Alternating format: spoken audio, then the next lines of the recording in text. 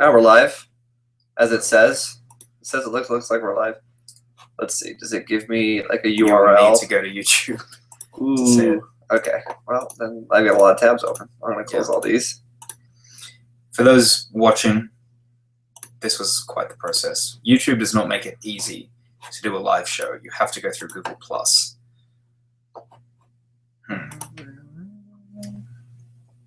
Now, if you go to YouTube, you know what? I might have to. I'll check it through. Oh, it just said live now. I just saw something. Does it say we're live? I'm just gonna go to YouTube. Go to everyone. Go to YouTube, quick. YouTube. Hurry! Grund Returns. Yep. There we are. I'm gonna have to mute the audio. Yes. All right, I'm gonna post the thing on the Facebook, and hopefully people will show up. Yeah. I guess I'll make it a new post. Okay, so folks, we're back. We're back. You want to start the show? Sure. So that's not how you start the show. How do you start the show? Actually, let me do my thing. Hello, everybody, and welcome to the Solomon Grundy. Kirk and Anthony are here. Hey, guys. And yes, we're back. It's been a while. Been a while. I was waiting for that. So the last time we were here, gosh, when was that? That was back in January, I want to say. Pretty sure. Yeah, and pretty sure it was January. Yeah. So our channel, as you will probably know, was is no longer around. We got terminated. So yeah, I was reading comments. Just pull it up. We see the comments. Ultra Sheen. Yeah, we know it's you, Cody. I know who Sheen is. Thank you. And thank you, Matt. Glad to be back. Hello. Yes, thank you. But yeah, so our YouTube channel got terminated. We'll go a little bit more into it once we have some more people, so they don't have to go back and, or there's not comments asking where we've been or what happened. But I'm hardly in this shot. I feel like I need to scoot down like I am. Scoot down. I mean, okay. Maybe if I move everybody move. Watch out. Hello. Jameson. That's gonna be bad. Okay, that's better. Yeah, it's better. There goes Jameson. That's better, man. Give me better. Oh, Venom. So welcome back to the Grund, guys. Here we have Jameson talking to Venom. Listen here. And well, yeah. So yes, we were terminated. Give the full story. Now? Okay, so you guys want to know, right? We don't have a lot of people here yet. I was going to say that. Well, the people don't want to. I don't think they want to hear it, but it's just something to get out of the way. We've got less people watching than we did before. Fuck. So, okay, I had uploaded our last episode, which was when the Teen Titans show, the Teen Titans show, got officially cancelled. That's right. And the headline, or the title of the video I put, was R.I.P. Teen Titans. And then suddenly it got taken down after like 5 minutes.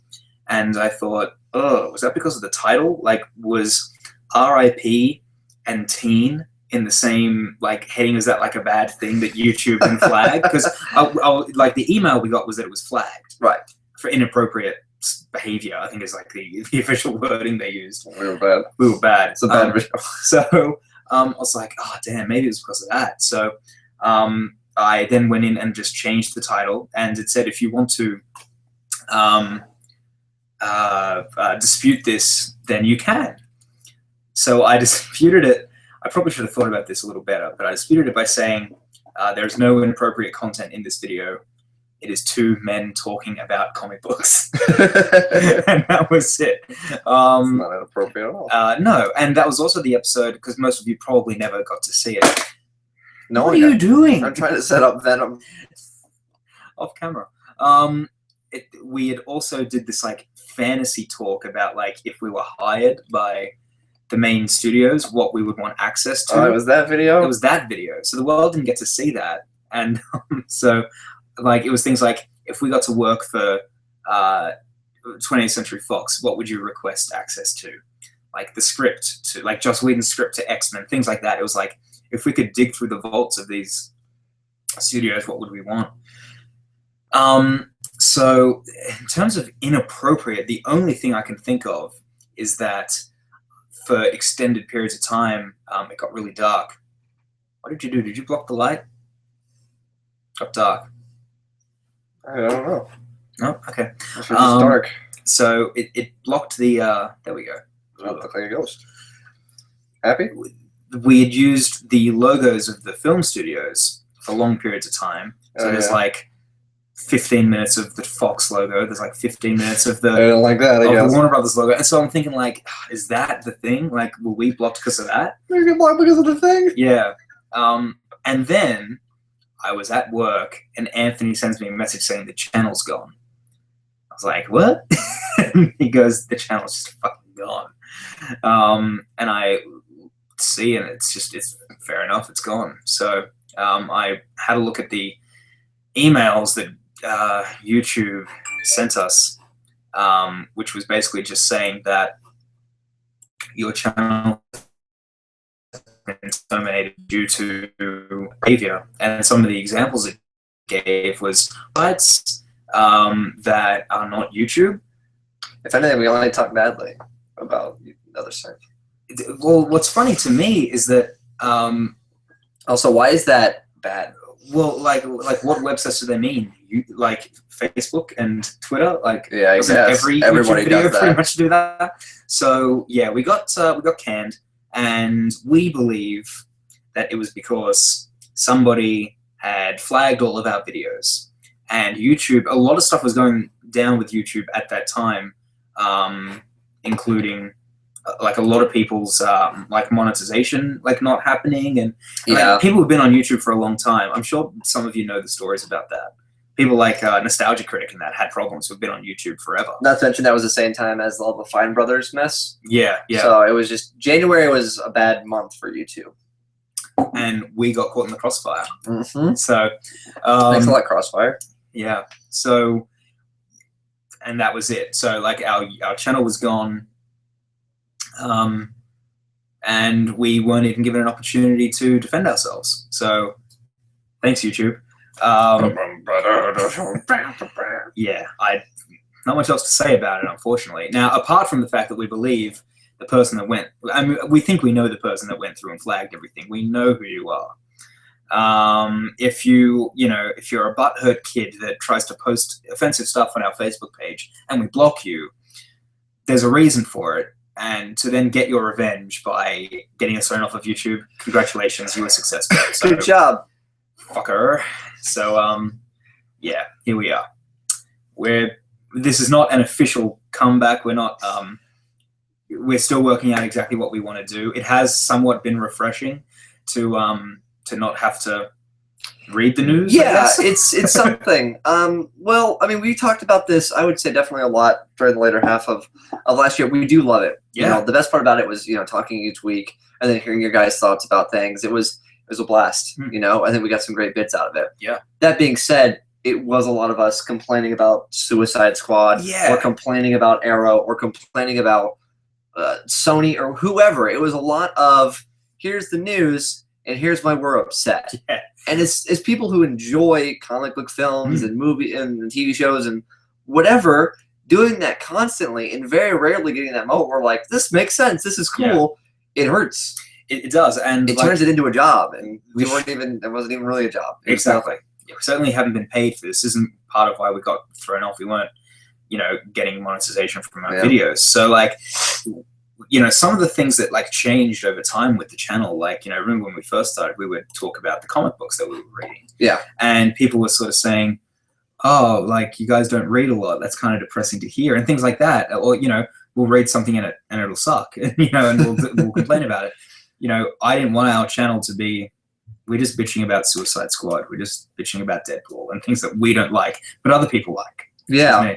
Like, it's awesome if you're excited for, and we would say this a lot, it's awesome if you're excited for those things. Deadpool, huge success this year, Oh, yeah, it did really well. Yeah, like, I did see it. And it was critically acclaimed. It was, yeah, people really liked it. And, that's when people agree with critics, is whenever they had the same opinion. Yeah, and like, I didn't appreciate it. I didn't personally love Deadpool, but I really appreciated how much people like, you know, Deadpool was brought into, you know, the forefront of pop culture, and everybody knows who he is. So that's cool. It's another superhero. You know, I like it when that happens. Yeah, it's cool. He's not a character that I like, but for fans of him, that's awesome because he's been done a raw deal for a long time on film. But, you know, the show for such a long time was us saying, we don't care about this, but we'll talk about it because people want to hear about it. And I didn't like that. And, you know, that's why we stopped reviewing Arrow. Yeah, no more of that. I'm letting you guys know that forward. Unless it's a news story that we feel like we have something to talk about, there's no more discussing it to sort of have it on the show. Yeah. We will have, whether it's positive or negative, it'll be because we have comments. Yes. Not, ooh, new set photos of someone's haircut.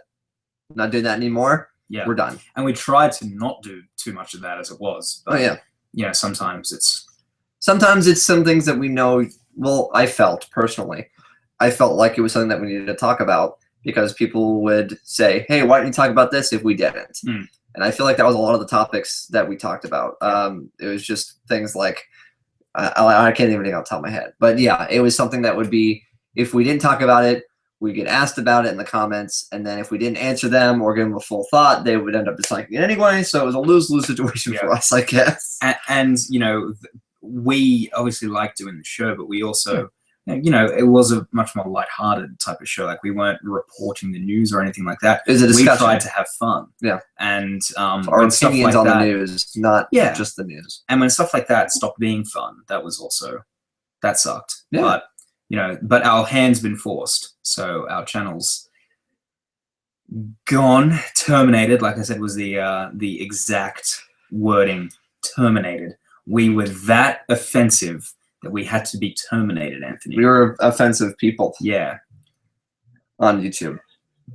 So, but here we are.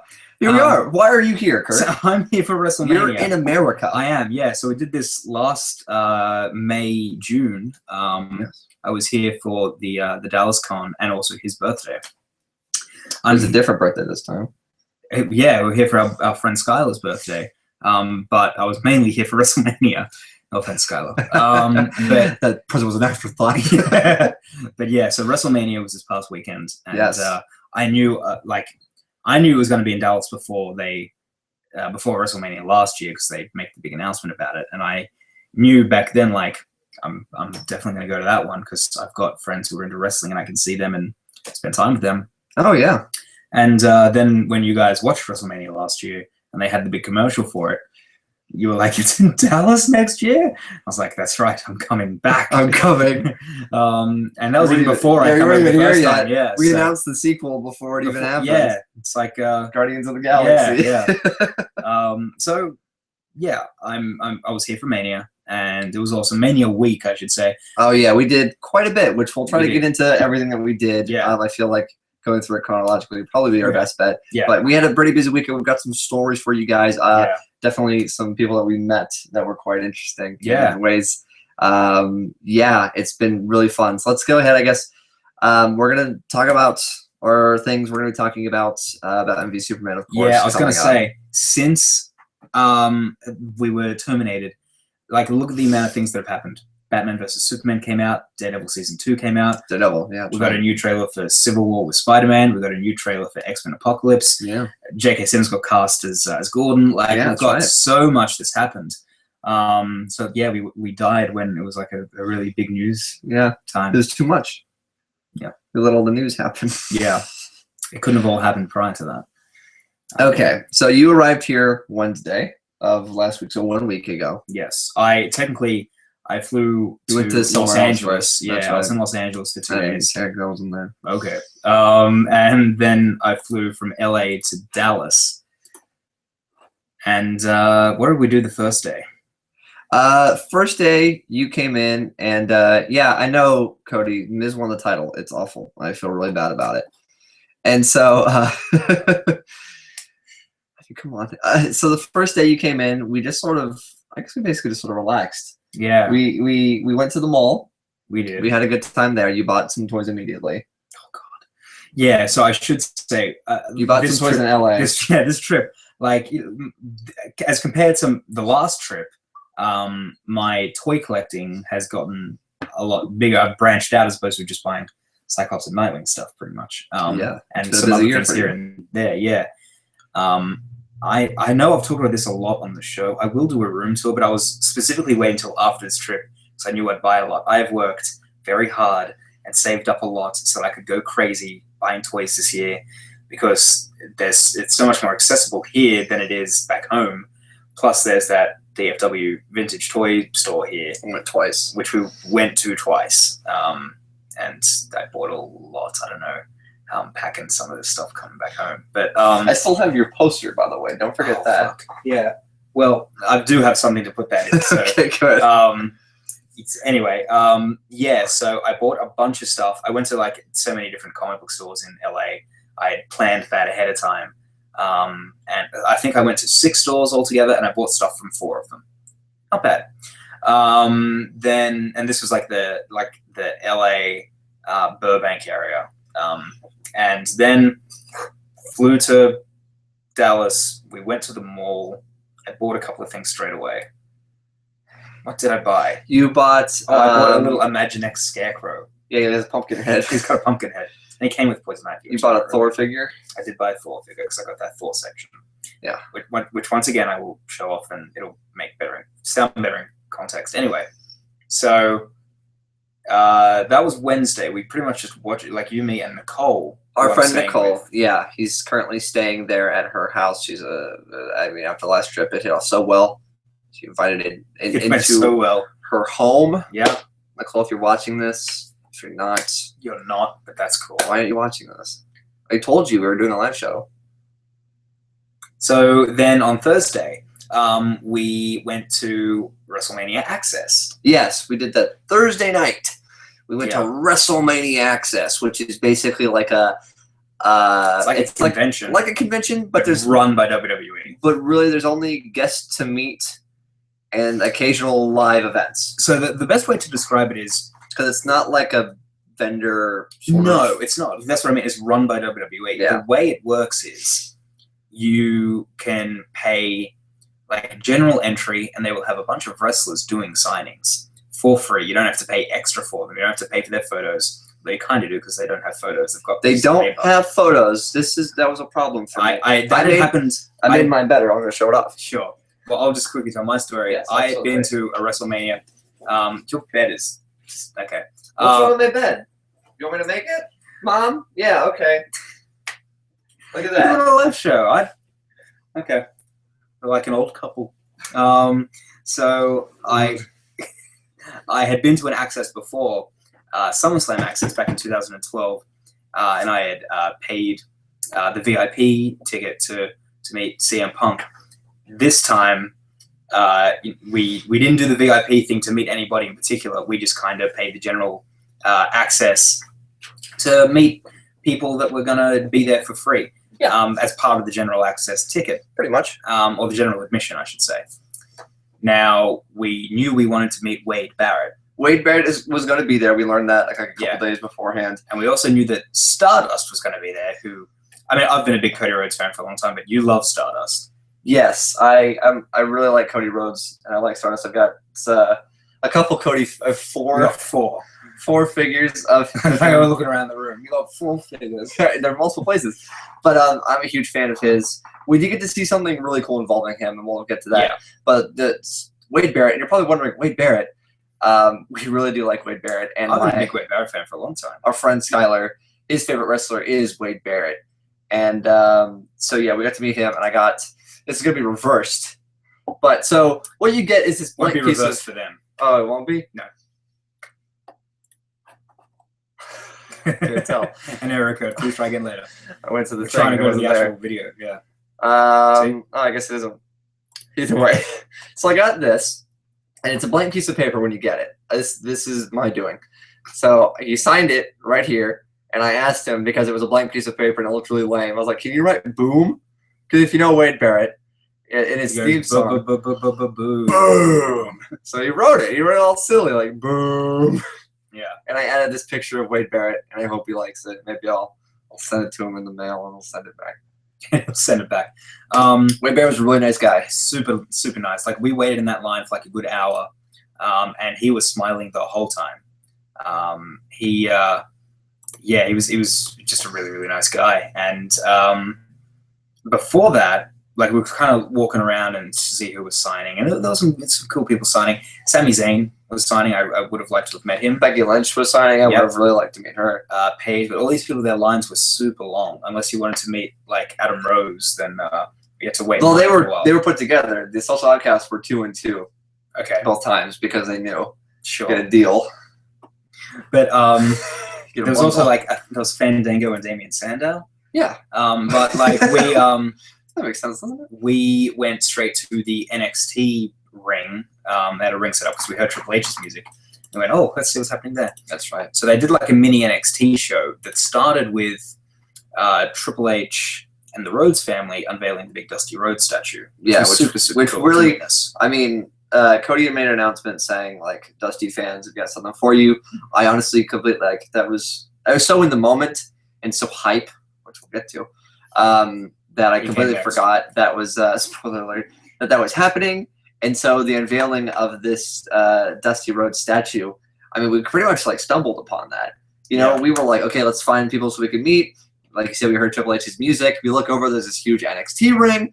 We go over, and history's happening, and that was really, really cool. It was cool to see it because it was, you know, like funny enough. Not funny, but like ironically enough, the day I came home last year, from my trip to Dallas, Dusty Rhodes passed away. Yes. So it was kind of like a weird, you know, like my the opening of this trip. Was Dusty as well. It was the Dusty unveiling. I mean, they make cool statues. Like it was a really nice statue. We did see it up close later, but yeah, we got to take a picture of it. Yeah, but like, you know, Cody and Goldust and the family were all there. So that was cool. And then they had, like I said, a mini NXT show, and they had Mojo Rawley against someone from the Performance Center, and that was fun. He's a hyped guy. He's a fun guy. I've yet to see him not hype. No, there's no such thing. Exactly. That's the whole thing. I don't think I'll ever be like a huge fan of him because there's no downtime. But in the moment, in a wrestling match, he's fun. Well, his gimmick was, you know, like when he started, was like, if a man can be this powerful, this hyped, imagine if a man is always hyped. You'd be dead. You'd have an aneurysm. Exactly. And so there was that match. The next match was the Drifter. Oh yeah, the Drifter. I saw his music here. You know, all these. He had no chance. What was funny is like I looked to my like right and I see that I'm standing next to Mick Foley's daughter as well. Yeah, I was like, oh, hello. And where's Frank? He was around. The clown, not the clown. Yeah, there's a Frank the Clown. Yeah, well, most wrestling fans know who he is. No, I'm explaining for our fans who are not wrestling fans, who are so bored out of their minds by this part of the video. But anyway, we saw the Drifter squash a Performance Center guy. We saw Apollo Crews. What? Didn't we? No. Pretty sure we did. We did not. Oh, no. He was on the NXT the night afterwards. No, he wasn't. We saw. No, what I mean is we watched NXT the next night from Wednesday. He was not on that. Oh, yeah. Sorry. Okay, yeah, he was on the tape. What I'm trying to explain. Okay. I saw a lot of NXT this past weekend, so I'm trying to, because I associated him because we were talking about the initials and how WWE just likes to do initials, even if it doesn't make sense. So like they'll have initials as logos. So it's like it works with Dean Ambrose because they make it the anarchy symbol. It works with Sami Zayn because it's S and Z and they're mirrored. It works with Kevin Owens, like KO, looks cool. Roman Reigns, it's like a Spider-Man symbol, which makes no sense. Where Apollo Crews, it's just the AC in a circle. Cool. Even Seth Rollins like doesn't make any sense to me. It's I guess SR. Is it supposed to look like an hourglass? Is that what it's supposed to look like? Is that what that's meant to look like? I always thought it looked like an hourglass. Oh. Like he is the future. Okay. But anyway, so no, we saw Angelo Dawkins against Tucker Knight. Yeah, we did see that. I forgot about that. Jobber versus Jobber. And then it ended. We had an Alberto Del Rio Q&A as well. Oh yeah, he came out and it was really, really cool. Yeah. It was weird because he's supposed to be like a heel, but he was everyone just a nice guy. He was a star. And then they were like, well, they got one more match left. Should we walk around and see who's signing? And then Enzo and Katz's music hit. Yeah. And they wrestled Murphy and Blake. So that was fun. That was like they're stars in NXT. So yeah, we didn't see Apollo Crews. We saw the other people that debuted on Raw. God, I can say I saw them live. Yeah, and then we went and met Wade. We did a little bit more walking around. Saw the statues. We filmed entrances that could not be found on WWE. Yeah, .com or whatever. So they got this little section where you can recreate the entrance of somebody. I got the code. So, like you come out to their music and you can do whatever. You, me, and Skylar were gonna do the New Day. We were gonna do New Day, and then just before us, a bunch of guys did the New Day. Like four guys, white guys. That's our shtick. And it was like, oh, there goes our gimmick. So I didn't want to do the Wyatt family because that's boring. I wanted to do the Wyatt family. That was what made me want to do it. Like I saw someone come out as the Wyatts, and I went, let's do it. My problem is the lights would be on. We don't have the look. We also don't look like the New Day. I don't know if you noticed. But that would be the joke. But with the Wyatt family, you can't do the Fireflies. Like, we're just a bunch of, like, white dudes with, like, sort of beards. Hey, I haven't shaved this whole trip. Listen here. Yeah, always is. So, yeah, that's what I mean. With them, it's like, they're not a joke. But the New Day are a comedy group. White family is sort of a joke. But they're pretty serious. They're mean guys. I saw one of them get squashed in 6 seconds. They're a joke. Eric Rowan is a joke. Anyway, Bray Wyatt could not be a joke. So if you tried. Anyway, we left and it was a fun time. Friday we went to DFW Toys, bought a bunch of toys, saw Batman vs Superman. We saw BVS DOJ. Now I had seen it before. I saw it pretty soon after it came out. I was in no rush to see it, but saw it. And by accident, basically. Sure. He didn't know. Yeah. He was a trick. But so then we all saw it as a group. Yeah. Man, that movie's bad. It's a bad film. You know, the first thing I keep saying is to everybody I talk to, it's a boring film. Nothing happens for a good chunk of the film. It's just setup. Yeah, and I presume to fight. Most of the people who are watching us have seen the film. We won't go deep into spoilers just in case, but like, you know, it's called Dawn of Justice. It's no secret that they set up a bunch of stuff in the Justice League, but it feels so tacked on, and it's annoying when it's so clear. It was so clear to everyone that they were trying to play catch up with Marvel, and it's like, it's DC, it's different. Do your own thing. Slowly build to it. You know, in a bunch of years' time, Marvel are not going to be pumping out as many films. Then if DC had waited and had slowly built this up, then they would have the big, like, cinematic universe that everybody was talking about. They didn't, though. They tried to push it out so quickly, and that's just how it is. But you know, like, most of the stuff you've heard is fairly true. Ben Affleck's awesome. The Batman stuff is quite good, apart from the fact that he's a blind murderer. He it's like, you know how manslaughter. Yeah, Snyder put it, which is just as bad because it's like, that's better. I would say the problem with it is definitely the car chase scene, because that is more violent than I feel like Keaton's Batman. Yeah, so like Keaton's Batman, like he drops that bomb and like blows up the chemical factory. But you don't see it. No, he doesn't violently grab him like a car and slam it against people. Yeah, and to a point where there were people in a car that went like, no. Yeah, they got crushed, probably paralyzed, if not dead. And Batman also drives the Batmobile into a truck that he just shot a tracker onto, and then later we see that the tracker is just hanging on there, and it's like, well, fucking done. Why did you hit the truck? Yeah. So yeah, just like, so that was bad. But like, well, you know, Henry Cavill's really good. He just doesn't get to do as much in this film. Superman doesn't get to do anything in this movie. Superman's not in the film very much. He doesn't talk to people. There is no point where Superman is like talking to the people. There are some. He tries to. Yeah. Not gonna get into it. Superman, like, Batman's hardly in the film. I thought, like, he was in maybe 4 scenes altogether. And yeah, when he is, he's just like, God damn it, I gotta beat up Superman.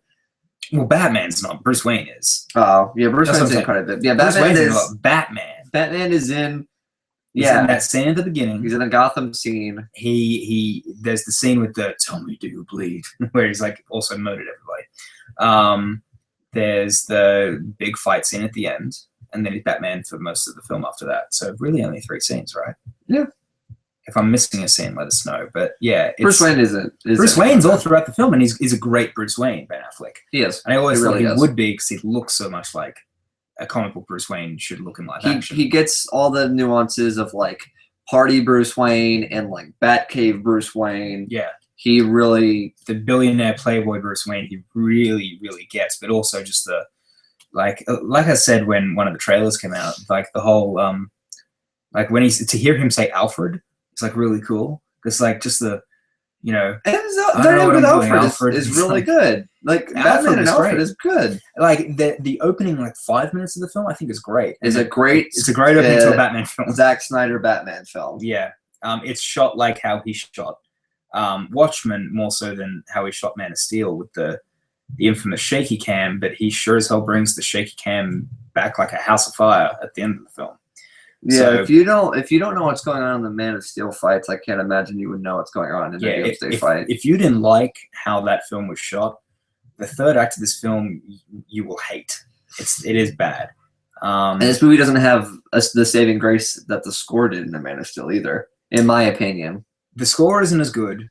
The best parts of the score are the stuff that was like callbacks to Man of Steel. The Man of Steel stuff feels like intrusions at times.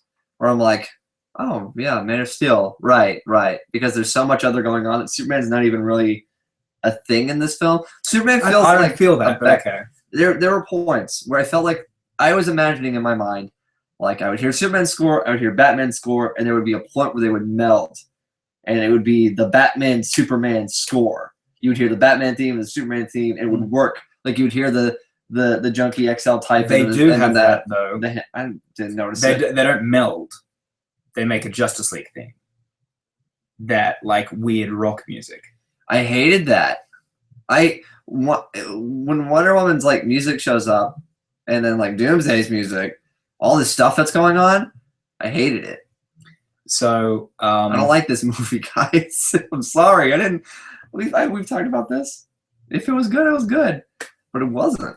I mean, look, it's no secret. Like, you know, obviously the critical reception to it's been quite bad. Last I checked, it was at 30% Rotten Tomatoes. Like that's a shame. But like, there's a bunch of positives about it. Like I said, Ben Affleck's really good. Alfred's really good. Yeah.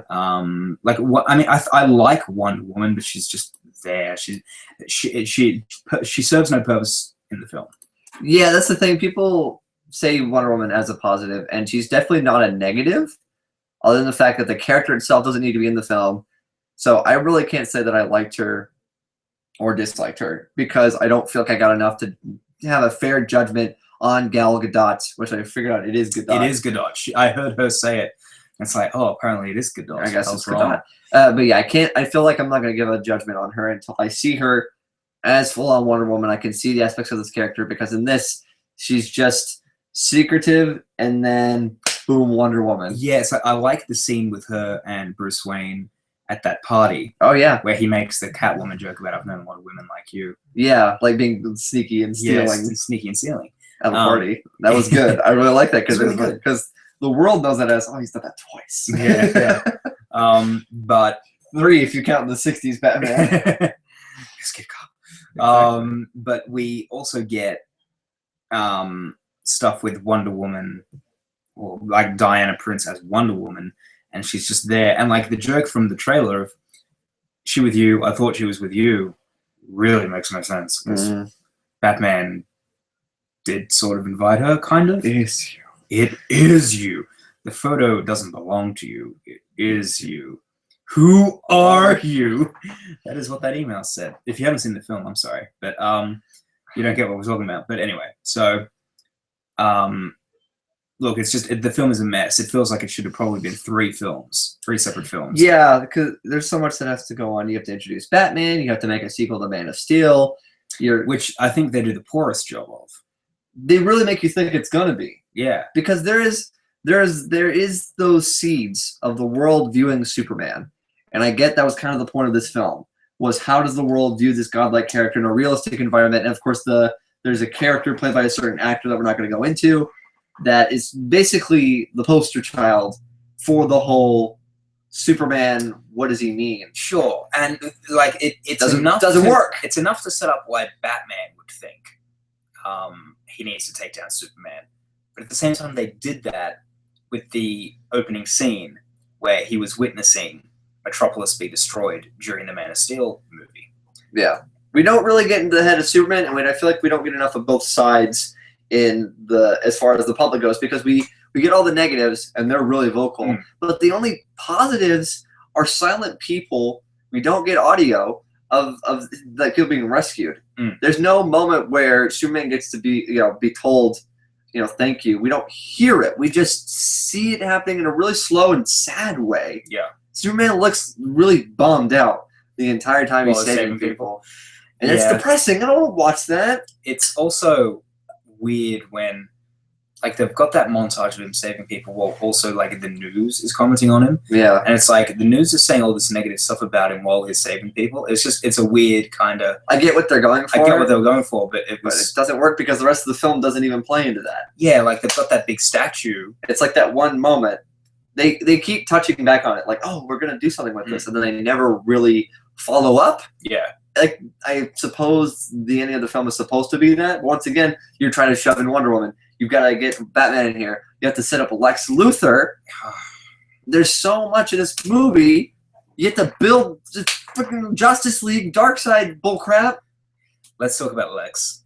Okay, let's talk about Lex. He sucks. Terrible. Very bad. The people in the comments that said to me, no, you're wrong about Lex. That's not an over-the-top performance. That's just his like public persona. His real persona will be a very serious Lex. First of all, why would he have that? Wrong! He was... Why would he have that? I'm Lex Luthor. Like, it was that the whole film. Lex Luthor. Just the amount of times he says, like in between words. Like, I was just like, oh. I think Jesse Eisenberg's a great actor. I think Social Network's great. Oh, yeah, I love it. But he's good in Zombieland. Is he? Yeah. I guess. I don't know. I saw Zombieland once. It's just... sorry, I was thinking of Adventureland. No, you're right. He is good in Zombieland. Yeah. But I've only seen Adventureland once. Yeah. But it's... yeah, I just... Look, I got what he was going for. It was just too over the top for my liking. His performance was silly. Yeah, that's a good way to put it. It's just silly. It was like a cross between Gene Hackman and like somebody who is trying to do Heath Ledger Joker. And I know a lot of people have said that, but it's what I feel it was, and I just didn't care for that. And yeah. So yeah, the movie itself, I did not enjoy. I didn't enjoy it. Just like I said, there's too many things going on. There's the Justice League building stuff. There's all this. It's so confusing. Yeah, but there's so much has nightmares quite a bit. Yeah, so this is a problem that the film has. This is where also it could have been more films, was that they do these things that should be like running gags or running themes, and it doesn't get to do that because there's so much going on. So Bruce Wayne has two nightmares. He has this nightmare where he's going to visit his parents' grave, and he sees blood coming out of Martha's tomb, and then like a big bat creature comes out like Batman Forever that sort of looks like Man-Bat, and then he wakes up. These movies keep using a character, but not really. It's not. Yeah, there is a giant bat character. Yeah, it's not him. Maybe it was Man-Bat. We don't know. But there's also a second nightmare that he has, which is like the nightmare Batman that we've all seen that looks like Mad Max and all that. But then he wakes up from that and has a third dream at the same time where a character comes in and warns him of something, and then he wakes up. And it's just like, so that was a dream within a dream. Yeah, did this happen in the dream? Because it feels like it's set up for a future thing, but like, how did that person get into a dream? Yeah. Am I early? I'm early. Like, just weird. And so once again, he has two dreams. Three if you count two of them as separate, but like... There should have been a third. It should have been a separate There should have been a follow-up to the Mad Max one. And Lex... Where there are... I'm just going to say it, because it's not really a spoiler. It's more of sort of an Easter egg, I guess. Those, like, demon creatures that you see in the trailer. Yeah. Those are straight-up parademons. Like, they've got the teeth and the eyes, like the goggles look. They're parademons, which is super fucking weird. Because this is where it melds. Yeah. Where it's like it's a dream, but it's also a glimpse into the future. Why does Batman have this power? There's a big omega symbol. There's a big omega symbol, which Darkseid's there, I guess. And Batman is trying to get the kryptonite, and there's just like green lights, and so he's been double crossed. But then he's just like straight up just like starts shooting people with a handgun, and then like he snaps the dude's neck like you see in the trailer. Yeah. And like those Superman soldiers and all that are involved in that. In this dream, about the future, and then, then a character comes in and tells him that like Lois needs to be saved. Also, you were always right about him. You were right about him, which makes me think it's like, what is that? Superman is a murderous person. Well, that's one thing because his character because Batman's minor spoilers. They become mates at the end of the film, basically. And so Batman is like, I failed him in life, but I won't fail him in death. Do you think his image Superman dies? It's the death of Superman. This movie shit. Don't see it. So the Flash comes in and tells Batman that he needs to save Lois. Lois is the key to it all. And then do you think Batman's just like after do you think of Batman after Superman dies, he's like talks him up like he's a big game, like he's really cool? Maybe Superman was my best friend. Yeah, so he sacrificed himself to kill the monster man. Before we get into the other thing, I didn't how know they his name become was Doomsday friends, because Lex said Doomsday to just Superman. He doesn't technically have a name. So there's the scene that you've seen from the trailer, or the quote from the trailer, where Lex says, "You know the oldest lie in America, Senator." Tweet Sam. He says, "You know the oldest lie in America," to the senator, to Holly Hunter. Yes. And he says it again to Holly Hunter. And he doesn't say it again. It's like he says it twice to Holly Hunter. Yeah. It's like imagine if the Scars story, he said it to Rachel twice. How he got these scars. He says it to Rachel twice and then never again. It's just like, and they were only slightly off. Yeah. It was odd. Lex goes on a lot about how his father's name was Lex and things like that. So he is Lex Luthor Jr. Is that meant to be like a safeguard in case they want to do a proper Lex? I don't know. That feels like a Norman Osborn's head in a jar situation. Yeah, because they shave Lex's head for no reason and do a really sweet job of it. Yeah. Anyway, so Superman is about to be killed by Batman. Superman says, "Martha." Batman's like, "Why did you say that name?" And he remembers his mother dying. And then he realizes he shouldn't kill Superman, and then goes and saves Martha Kent and goes, "I'm a friend of your son's." And it's like, friends? I want to address this real quick. So I saw a post online talking about someone comparing the Martha bit. Yeah, I know. Someone comparing the Martha bit. Geez, slow down, man. To the bit in Winter Soldier with the "I'm with you to the end of the line." Yes. Basically being like, oh, how come this gets a pass? As soon as Steve finds out... yes, exactly. What? As soon as Steve finds out it's Bucky, he's slowly working, trying to get back into his head. The whole fight scene is, I know you, Bucky. Come on. And, him being like, shut up, because he's already remembering. He goes in that scene where Robert Redford's like, why did you kill Captain America? Yeah. And he's like, I knew him. Yeah. And he's like, put his head in the microwave. That's the whole thing. The whole point of Bucky past their meeting is that he's remembering, and it's slowly getting there, and it's that line, their friendship, their already established friendship, that is what breaks him. So if you're a person, if you're out there, and you're thinking, "Is basically the same thing?" No, it is not. These two men were going to kill each other, and because they share their mothers share the same name, that makes it okay for Batman to be like, "Oh my God." Well, Superman didn't want to kill Batman because he has that line of, even though he says, I guess good men gotta be bad someday. No, you're right. Lex tells him he's got to kill Batman. Yeah. So the stuff with him killing Zod that I thought they were going to address in this, they didn't address. Zod's a naked body with no penises in the film though, so that's weird. And he becomes Doomsday. So yeah, he does, because Lex Luthor went to the crashed ship, asked the computer to tell me about babies. And the computer told him about babies, and then he put General Zod's body in the goo, and then he cut his hand and combined his DNA with the blood in the goo with General Zod, and the computer was like, "Don't do that," and he said, "I'm gonna do it," and then it happens. So here's the thing. So like Kryptonian DNA and human DNA created Doomsday. If Lois and Clark tried to have a baby, they would be Doomsday. Ew. Well, no, it's not like because they do that Doomsday baby, like, because they put it in an electric box and like a little electric womb. And went, that's right. Yeah.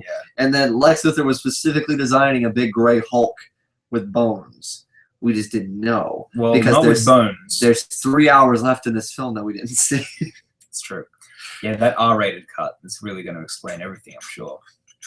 Like, you know, why Barbara Gordon's not in the film. Yeah, why they killed Jimmy Olsen. Spoiler alert. Yeah, so like first time I saw it, like I was looking at my brother and I went, "Oh, Jimmy Olsen!" Like this is before the news came out about it, and I was like, "Oh, it's Jimmy Olsen." And then they kill him, and I was like, "Oh, okay, it's not Jimmy Olsen." Yeah, it's Jimmy Olsen. Totally Jimmy Olsen. They killed Jimmy Olsen. What a shit movie.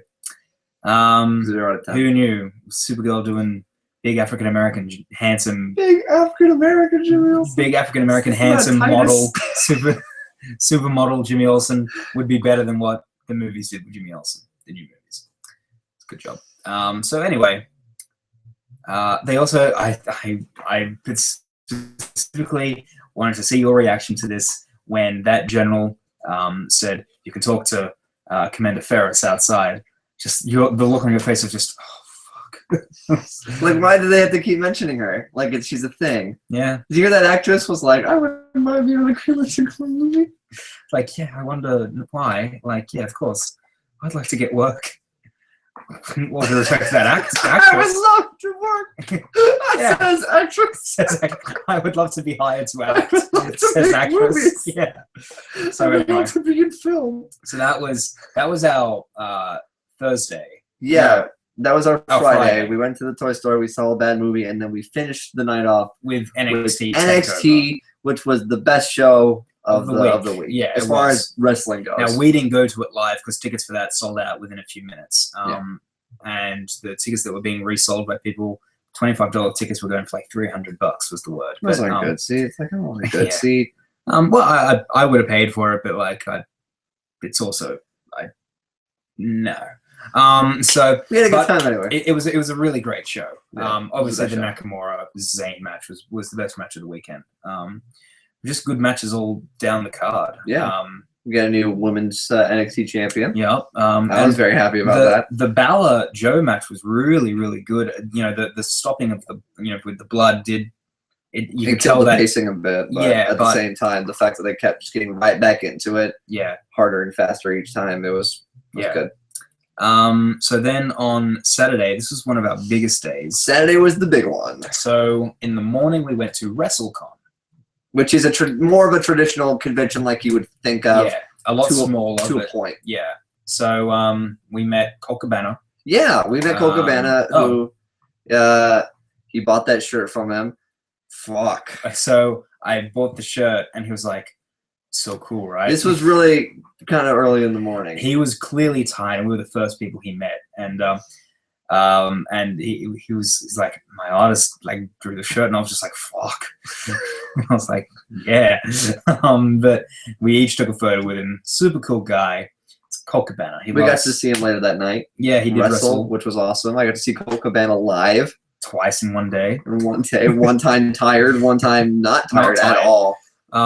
So we also we did the rounds of the auditorium. Not all the wrestlers were there yet, and you met guys from What Culture. Yeah. I enjoy What Culture. I don't love it, but I do enjoy What Culture. I think there's some funny guys over there, and they were really nice, and so meeting them was really, really cool. You got to meet a sir that we gave a new name to, but I guess you could tell his real name. So I met Lance Storm, who I'm a big fan of. He's a wrestler, for those of you who don't know. Wrestler, yes. And he with a name like Lance Storm, who else could he be? Other than a Marvel Comics character. Yeah, that's true. Lance T. Storm, if you want to get technical. Yeah. T stands for Thunder. And of course it does. What else could it stand for? So I've always been a big fan of Lance. And you know, his catchphrase was always, "If I could be serious for a moment," and his gimmick was that he was always serious. So, and I knew he was a fairly serious person. I met him, and I got a photo signed, and got a photo with him. I was like, "Thank you very much, Lance. I'm a big fan of your work." And he says, "Thank you. Enjoy the weekend." Like, just Lance Storm. It's awesome. So then we went and got food, and then came back, and there were more people there by that point, and more people at tables, and so we saw. Yeah, there was a lot of cool. There was a lot of wrestlers there. I mean, yeah, tons. Kevin Nash was there. Kevin Nash was there. Kurt Angle's there. Rob Van Dam. Scott Hall. X-Pac. Paul Orndorff. Lex Luger. Lex Luger's there. Gene Okerlund is there. Matt Stryker was there. Tommy Dreamer. Tommy Dreamer was there. We saw him walking around a lot. And then like indie guys like Sanjay Dutt is there. There's a lot of luchas there. A lot of luchadors there. Drago. Pentagon Jr. and like, you know, a lot of the Lucha Underground guys. Rey Mysterio was there. Rey Mysterio was there. I'm sure charging a human per signature. And be a full person. Yes. So there was just a lot of people there, and you get to see someone. I met Brian Alvarez from Figure 4 Online. Yeah, and you guys. Wrestling Observer. You guys don't understand. So we're standing. We kind of done like our lap. We were Really, you wouldn't say this. No, it's fun. You're gonna Sure. talk about something with me later. I will. I will want to talk about this. So we're sitting there at like this pillar that's kind of holding the building up. And Lance Storm, we're right across the Lance Storm for some reason. We're just admiring his seriousness. It was near the entrance. So we're standing there. So we're chilling. Breathe. And because I will say it was really hard to walk around when we came back. So there were giant lines for Kurt Angle and Kelly Kelly. So yes. I saw Kelly Kelly walk in. She walked right past me, and I nearly, fainted. Also, Rob Van Dam was selling overpriced toys at his booth. What? Come on, he used man. to have that comic book store, It's like they were totally overpriced. It was ridiculous. $20 for a basic figure. $25 it comes with a belt. Excuse me, sir. There's a whole box of them at Walmart. Okay, you're not special. They had some of the WWE shop over at Access. You bought one. I bought a $15 Wade Barrett basic figure, a Bad News Barrett figure, and he signed it. And this is something I forgot to say. I forgot to take it. I got the photo. I said thank you, and I walked away. And he said, "Remember this?" And I was like, "Oh yeah, I should probably bring that with me." He goes, "Yeah, or I'll sell it on eBay for $15." The signature, I didn't know. Yeah, Wade's a really cool dude. Yeah, but so we're sitting there, and this guy is talking to Lance T. Storm, and Kirk is just, his face lights up because it's one thing just like that.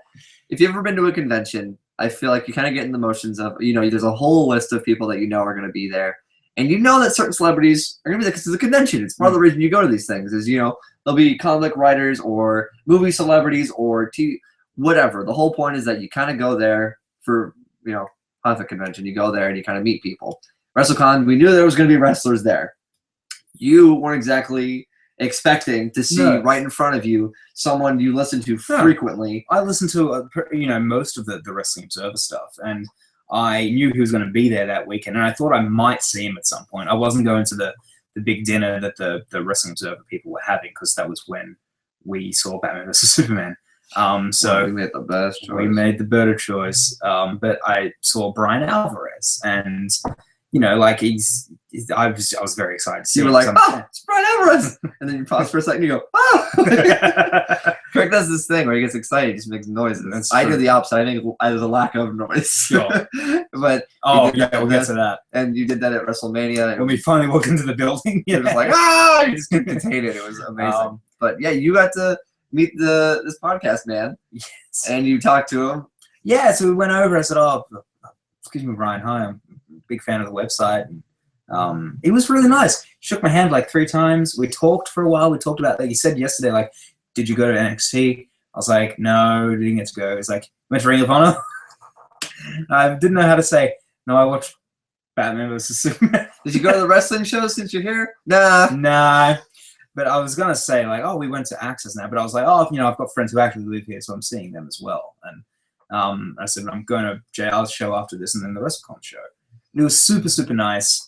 tweeted or put on Instagram a photo with him. He tweeted back saying it was nice to meet me. Super, super nice guy. He's somebody that I have, in some ways, patted myself after in doing this show.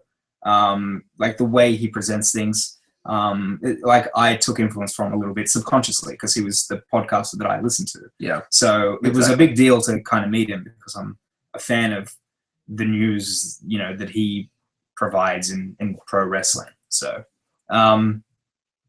yeah. So then we were sitting outside. So we should say WrestleCon took place in a hotel. Yeah. The Hyatt Hotel, the Hyatt Regency Hotel. Yes. Excuse me. So then we were sitting outside in like the cafeteria area, and we were kind of just sitting there going crazy. Is the best way to describe it? Yeah, well, okay, so it's us. We've been having fun this whole time. We got up quite early. We got up pretty early to get out here, and I got up at 6 that day because I had to get ready and then go pick up everybody. So I had to make sure I had enough time to do all that. And I like to get up at least an hour before I leave. I'm not a person that can be like 15 minutes shower and then immediately at the door. I like to give myself time. I like to browse the internet and all that kind of stuff. That's neither here nor there. So we're sitting at this table. We're waiting for JR's show, which isn't for another few hours. Yeah, we had a few hours to kill because we'd already done the WrestleCon. So WrestleCon was, like you said, it was small. It was at a hotel. There was a lot of wrestlers, charging money for items and the pictures and whatnot. It's interesting because as opposed to there being the celebrities and the vendors, the celebrities are usually the vendors here. Yes, which is the same. I mean, that is in some cases at cons as well. But like Tara Strong, sells her hats and all that sort of stuff. True, but that's sort of the one.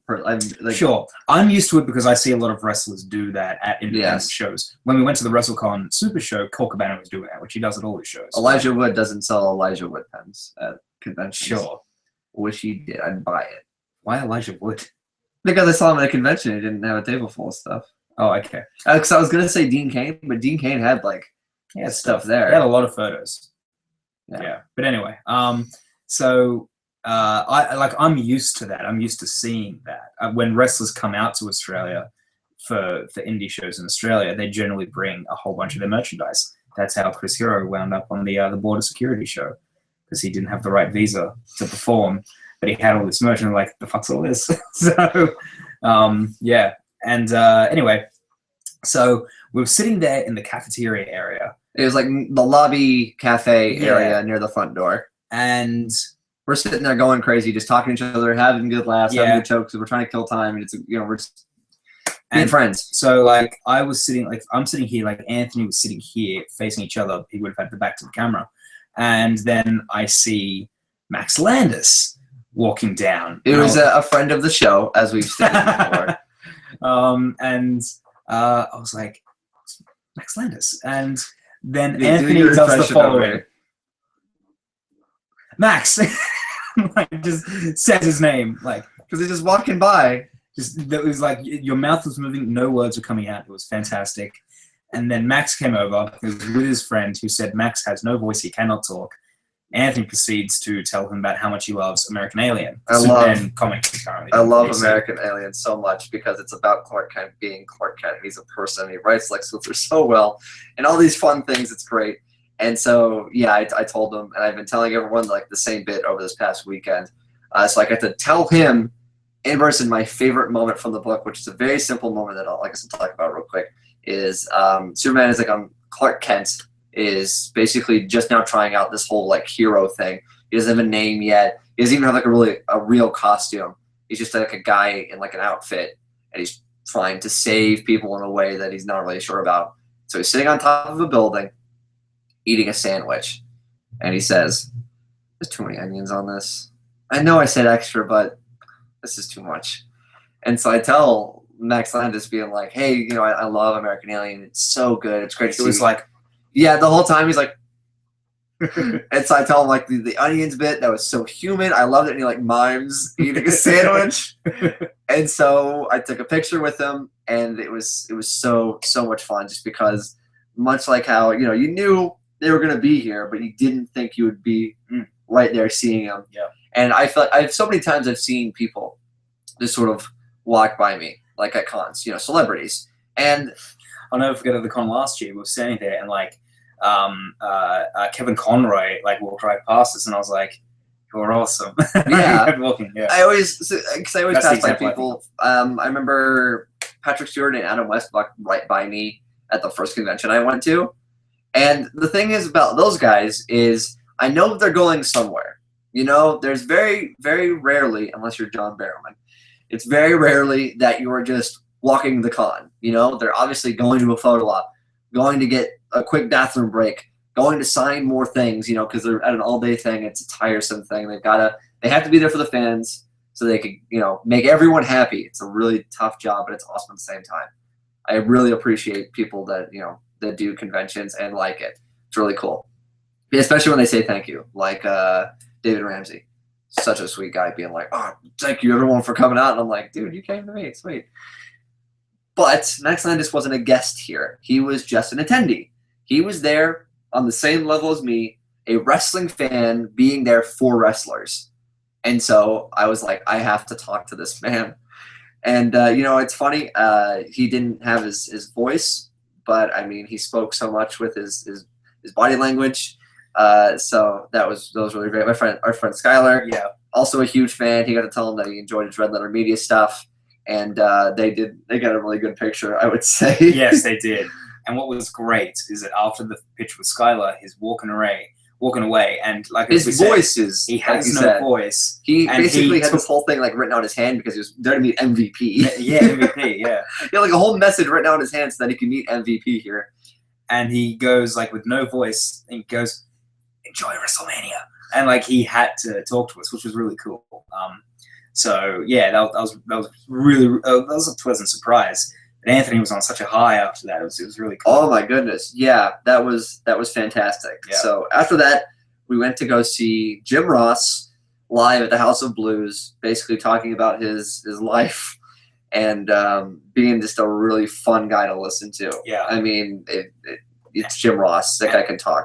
He talked a bit about what he thought should happen with WrestleMania. He talked about how This Is Awesome and You Still Got a Chance are stupid. Yeah, he doesn't like those. So it was you still got it. He was talking about internet fans running away at the keyboard complaining about like how things Mom's look. basement. Yeah, their mom with the Kleenex. This man lotion. so adult. Yeah. He at one point said a word he probably shouldn't have said in a live place. Call Mueller. Yeah, that was really weird. Whoa, and everyone just went, what? And he's like, what? Oh, that? And we went, you said it again. Yeah. And so he's talking about respect to anyone watching. Yeah, we didn't say that. JR did. Yeah. He's the racist, sexist man. But yeah, but he also had Jeff Jarrett and Karen Jarrett as guests. Jeff Jarrett seems like a really, really sweet guy. Doesn't Very offend long-winded. anyone. Very long-winded. He warned us of that and then continued to be long-winded. And then JR would actively look Yeah. bored and talk funny. Yeah, JR's a really, really good His funny guy. wife, Karen, ex-wife of Kurt Angle, She had no problem with saying anything. would not shut up. If she didn't like what's her face from Dixie Carter? Didn't like Dixie Carter, she'd let you know. If she didn't like Kurt Angle, she'd let you know. Yeah. If she thinks Sting needs to retire that night, They randomly she'll let you know. they start talking about Sting because the Hall of Fame was that night, and then And after JR and Jeff talk about Sting, you know, with really nice things because they both know Sting very well on different levels, and then she goes, "I just got to say though, he needs to hang it up." And we were just like, Why? "That's a weird thing to say." And Based on not that I what? disagree, but But why would you say that? Why would you say On that? the night that he's being inducted in the Hall of Fame, I hope he retires. Like, you should be like, you still got it. you still got it. This is awesome. So at WrestleMania, when those chants started, we couldn't help but do that. Yeah, I can't Because do JR This Is did it. Awesome anymore because it's become a joke. Yeah. Because I see him as This Is Awesome. But yeah, so the JR was very fun. Yeah. Then we went to the WrestleCon Super Show, which took forever to get into. But Yes. once It's we also got a in- very long show on its own. yeah, so we didn't actually see the main event. The Undertaker guy said the same thing. Yeah, so me, Anthony, and Sky are leaving, and then the other person leaving with us is the shocked Undertaker guy. Yeah. And we looked at him and I was like, oh! And Anthony got a photo with him, and he said to us, that was a really long show. And yeah, so it was a good show though. I thought Lance Storm and Matt Hardy had a really, really good match, but it followed this insane 10-man tag where Joey Ryan and Jeff Jarrett each captained the team. And yeah, that was an insane match. It was an insane match. It was a very long match. The second match on the show was for the Progress World title. This is Progress. And yeah, so there obviously WrestleMania is in town. WrestleMania brings in a lot of foreign fans. Yes. So a lot of Aussies. A lot of Aussies who you were going to talk about. Do you want to? No. Okay, you don't want to talk about it's fine. There's a lot of Australians. That's the loser that never mind. He wasn't Australian though, so it's okay. No, the captain. Oh, okay, yeah, we'll talk about this. That's I gotta okay. talk about this now, otherwise I'm gonna lose my mind. There's a lot of Brits there. So there's a lot of so there's a man. There was this man at the WrestleCon convention part, not the live show. Yeah. Probably at the live show, I don't know. He was walking around. He's got an Australian flag for a cape. Okay, whatever. It's a thing to do. There was a person with another cape. I don't remember what flag it was. It was like a girl. He was wearing an Australian rugby jersey, green and gold jersey. Okay, I get it. You're from Australia. Wearing an Australian hat, like a cork hat without the corks, and had a blow up green and gold like kangaroo with him. Australia. And I was looking at this guy just like, oh, I wonder if he's from Australia. And then like later, he like asked us where Rob Van Dam was. It was like right on the corner. It was like right next to us. Like it's right there. Like, over there. Like literally there. And Van Dam's, he was not smoking it up. Though he walked right past us at the beginning of the night, and he was very lost. He was lost. And we're like, he's probably high. Bastard! You were left the wrong way. Oh, he's like, I said this guy like it's Rob Van Dam, and then like literally walked past us, like lost. And everyone's going, oh VD, and he's like, oh, like looking. Whoa! Out of my hypersenses. But anyway, so this Australian guy. It's like, where's Rob Van Dam? Captain Aussie. And we go, he's just over there, and he goes, oh, thanks, mates, and walks off. And I was ready to flip Matt Striker's table. Like I couldn't take it. You know how many international people are in town for WrestleMania, and this guy has to be like, look at me, I'm Australian, can't tell, look at all my shit. Like, just, I was so mad. There's always somebody at WrestleMania, it might be the same person, I don't know, that sits near the front row on the hard camera side, holds up an Australian flag. Whatever, okay, that's cool.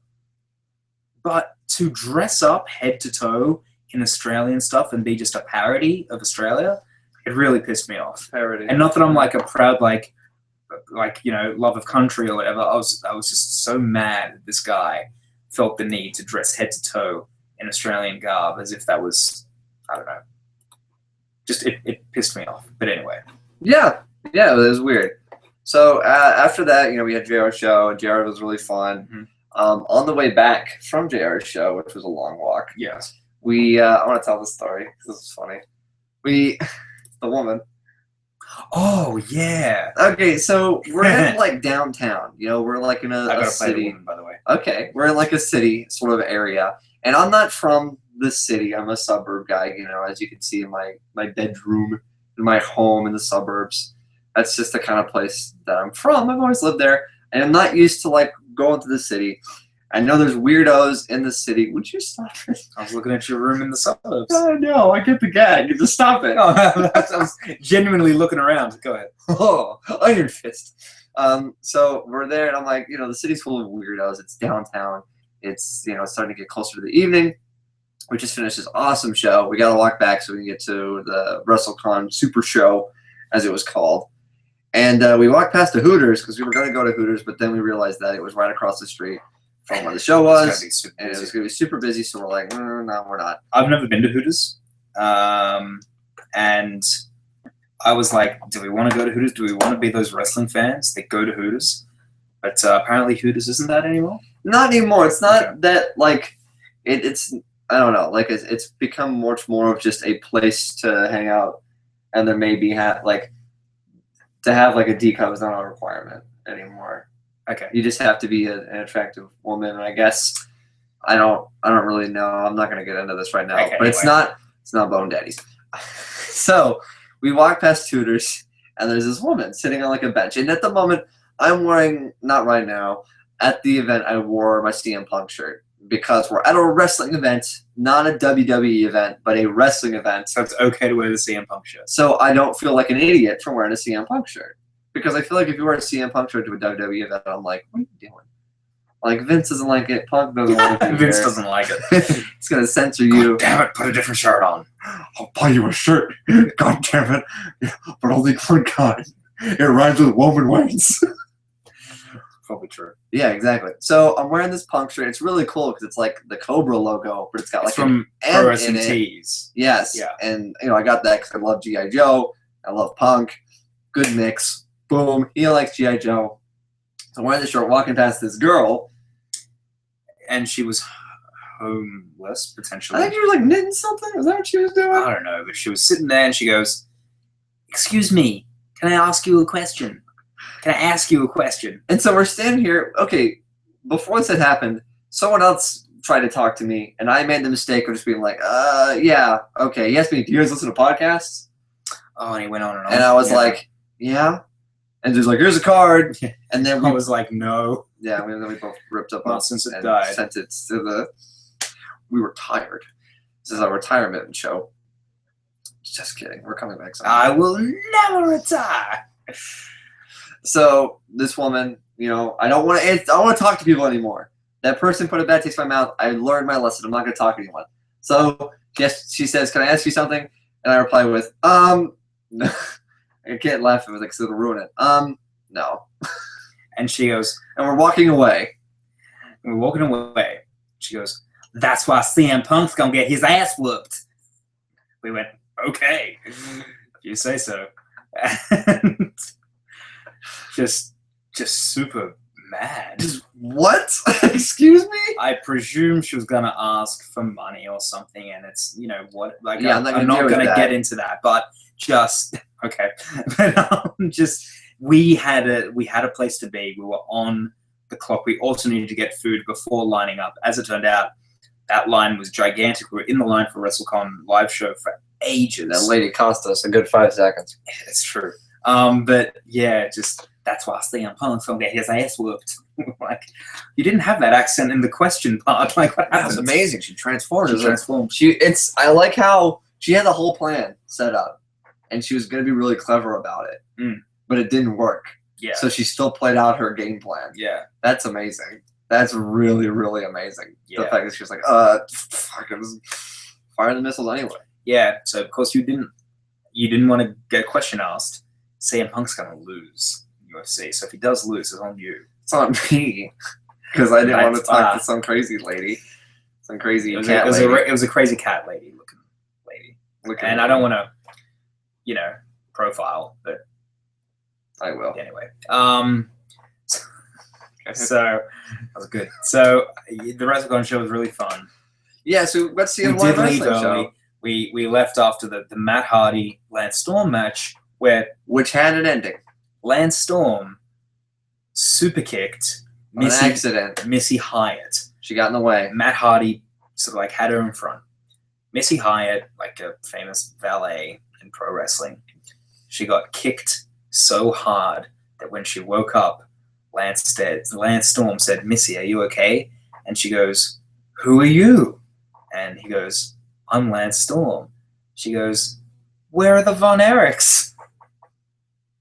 He super kicked her into the past. So hard that she was sent back in time. Back in time. So Lance Storm has now affectionately been referred to by you and I as Time Kick. That's his name. Time Kick. As if given to him by Bruce Campbell in Sky High. Time Kick. So, pow. So Lance Storm, every super kick somebody, just keep in mind, Time Kick. And because of this, what happened to Missy Hyatt? She retired. They announced afterwards, "Give it up for Lance Storm," and give it up making her final pro wrestling appearance, Missy Hyatt. And we went, whoa. I want to know if that was her idea. Lance Storm super kicked her so hard into the past that she retired. She retired in the past. Yeah. She lives there now. Oh, man. So that was fun. It was a really fun night. Got to see some wrestling. Got to do all that. Had to meet Max Landis of all people, good friend of the show. And the next day was Sunday. WrestleMania Sunday. Christmas. Yes. So, as some of you who are wrestling fans will know, there was problems getting people into the building. So, do you know what actually happened with this? No. Okay, so I don't know. Yeah, I didn't know there was like a story. So there was trouble getting people into the building. Apparently, the automatic doors or something wasn't working. Don't know what that means. WrestleMania's happening with Like Lois banging on the thing. So you just got that. It reminded me of a problem with that movie. Oh, that he can hear Lois thumping in the water, but can't. And no, it's her, but he can't figure out where Martha is. If they had established that he can't see through lead, they could have fixed that anyway. So the doors apparently weren't working or something. Then they would let people stand in line, so that like your ticket will say. Here's a good example. So Anthony's ticket here says. Oh no! Now they know. Entry B. They'll steal it. Go WrestleMania. Entry B only. So, if you had that on your ticket, you had to go to the entrance that was B. You couldn't enter in entrance E, for example. So, if you were in line for entrance E, you'd get all the way to the front and be turned around. We walked halfway around the building and we asked somebody, we need to go to B. Which direction's B? And she goes, down there. Turns out we could have lined up pretty much where she was standing because the line was so long because they were such morons getting people into the building. Yeah, there was a lot of down that way. Yeah. Down that way. And as it was, we accidentally pushed in front of people and we got in line. I guess we got into the building quicker than what we might have had we lined up at the very end. Sorry. So we got to see the tail end of the Ryback. The Ryback Sin Cara. Kalisto match. Sorry. Sin Cara had a bigger match than Kalisto. That is true. And a bigger spot, too. He did. Oh, that's only just occurred to me. But what was I going to say with this? Oh, yeah. So the other problem they had was the scanners apparently weren't working. You know, when they scanned the ticket, not working. At a WrestleMania with 100,000 people, or the real number, which I think was like 96,000 people. Still a good number. Still a big number. Still, it beat the fake number. It beat the fake number. I can just leave it at that. So they legitimately did break all their records. But yeah, so it just took that long to get everybody in the building that Ryback and Kalisto was, seen in front of like 20% of the building. So that sucked for them. But yeah, real bummer. Anyway. WrestleMania, I thought was great. I thought WrestleMania was a really, really great show. Apparently, not everybody thought that. I was surprised to read. There was a bunch of people that were just sort of asking why, but I feel like it's all being explained. Well, yeah, now that we have the hindsight of Raw, but like the there are still some things I don't understand why some people won. So like Zack Ryder won the IC title in an awesome ladder match. Lost it the next night on Raw. Great ending, absolutely. Lost to the Miz. Next night. After you deserve it, Chance. Yes.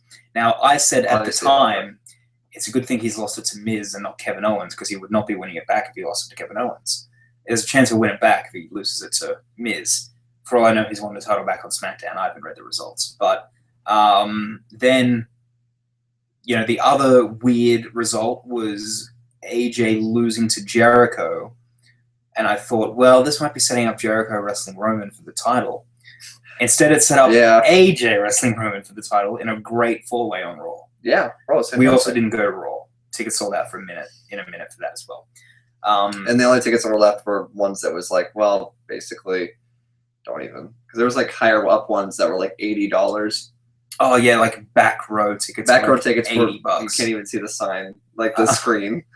Let alone I've sat in the very back row of wrestling events, in WWE events before, in bigger buildings, and I've seen fine. Oh, okay. So it's not a big deal. But we would have been closer to the ring than we were for WrestleMania, ironically. But our tickets for Mania were really cool. We could see quite well, and we had that really nice view of the entrance ramp. Really, one of the biggest screens in all the world. So...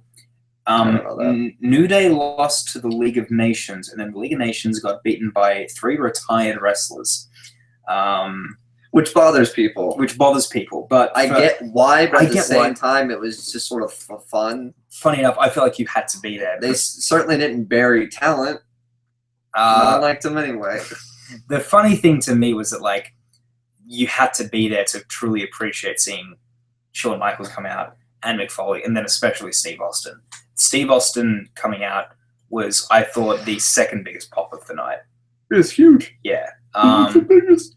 The Rock, when he said he was not here for a fight but for a match. Oh, yeah. Ripped off all his clothes. And then got naked in the middle of the ring with 3 bearded men. Yeah, that got the biggest pop of the night, I thought. I also think that Shane jumping off the cell got the next biggest pop. Oh, my God. Which was an awesome moment. We saw that live. Yeah, we did. Yeah, it was... there was a lot of great stuff in this WrestleMania. The other result that confused people was Charlotte winning, but I figured... It makes sense for her because now she gets bragging rights. Yeah, exactly. I was like, straight away, it's like, okay.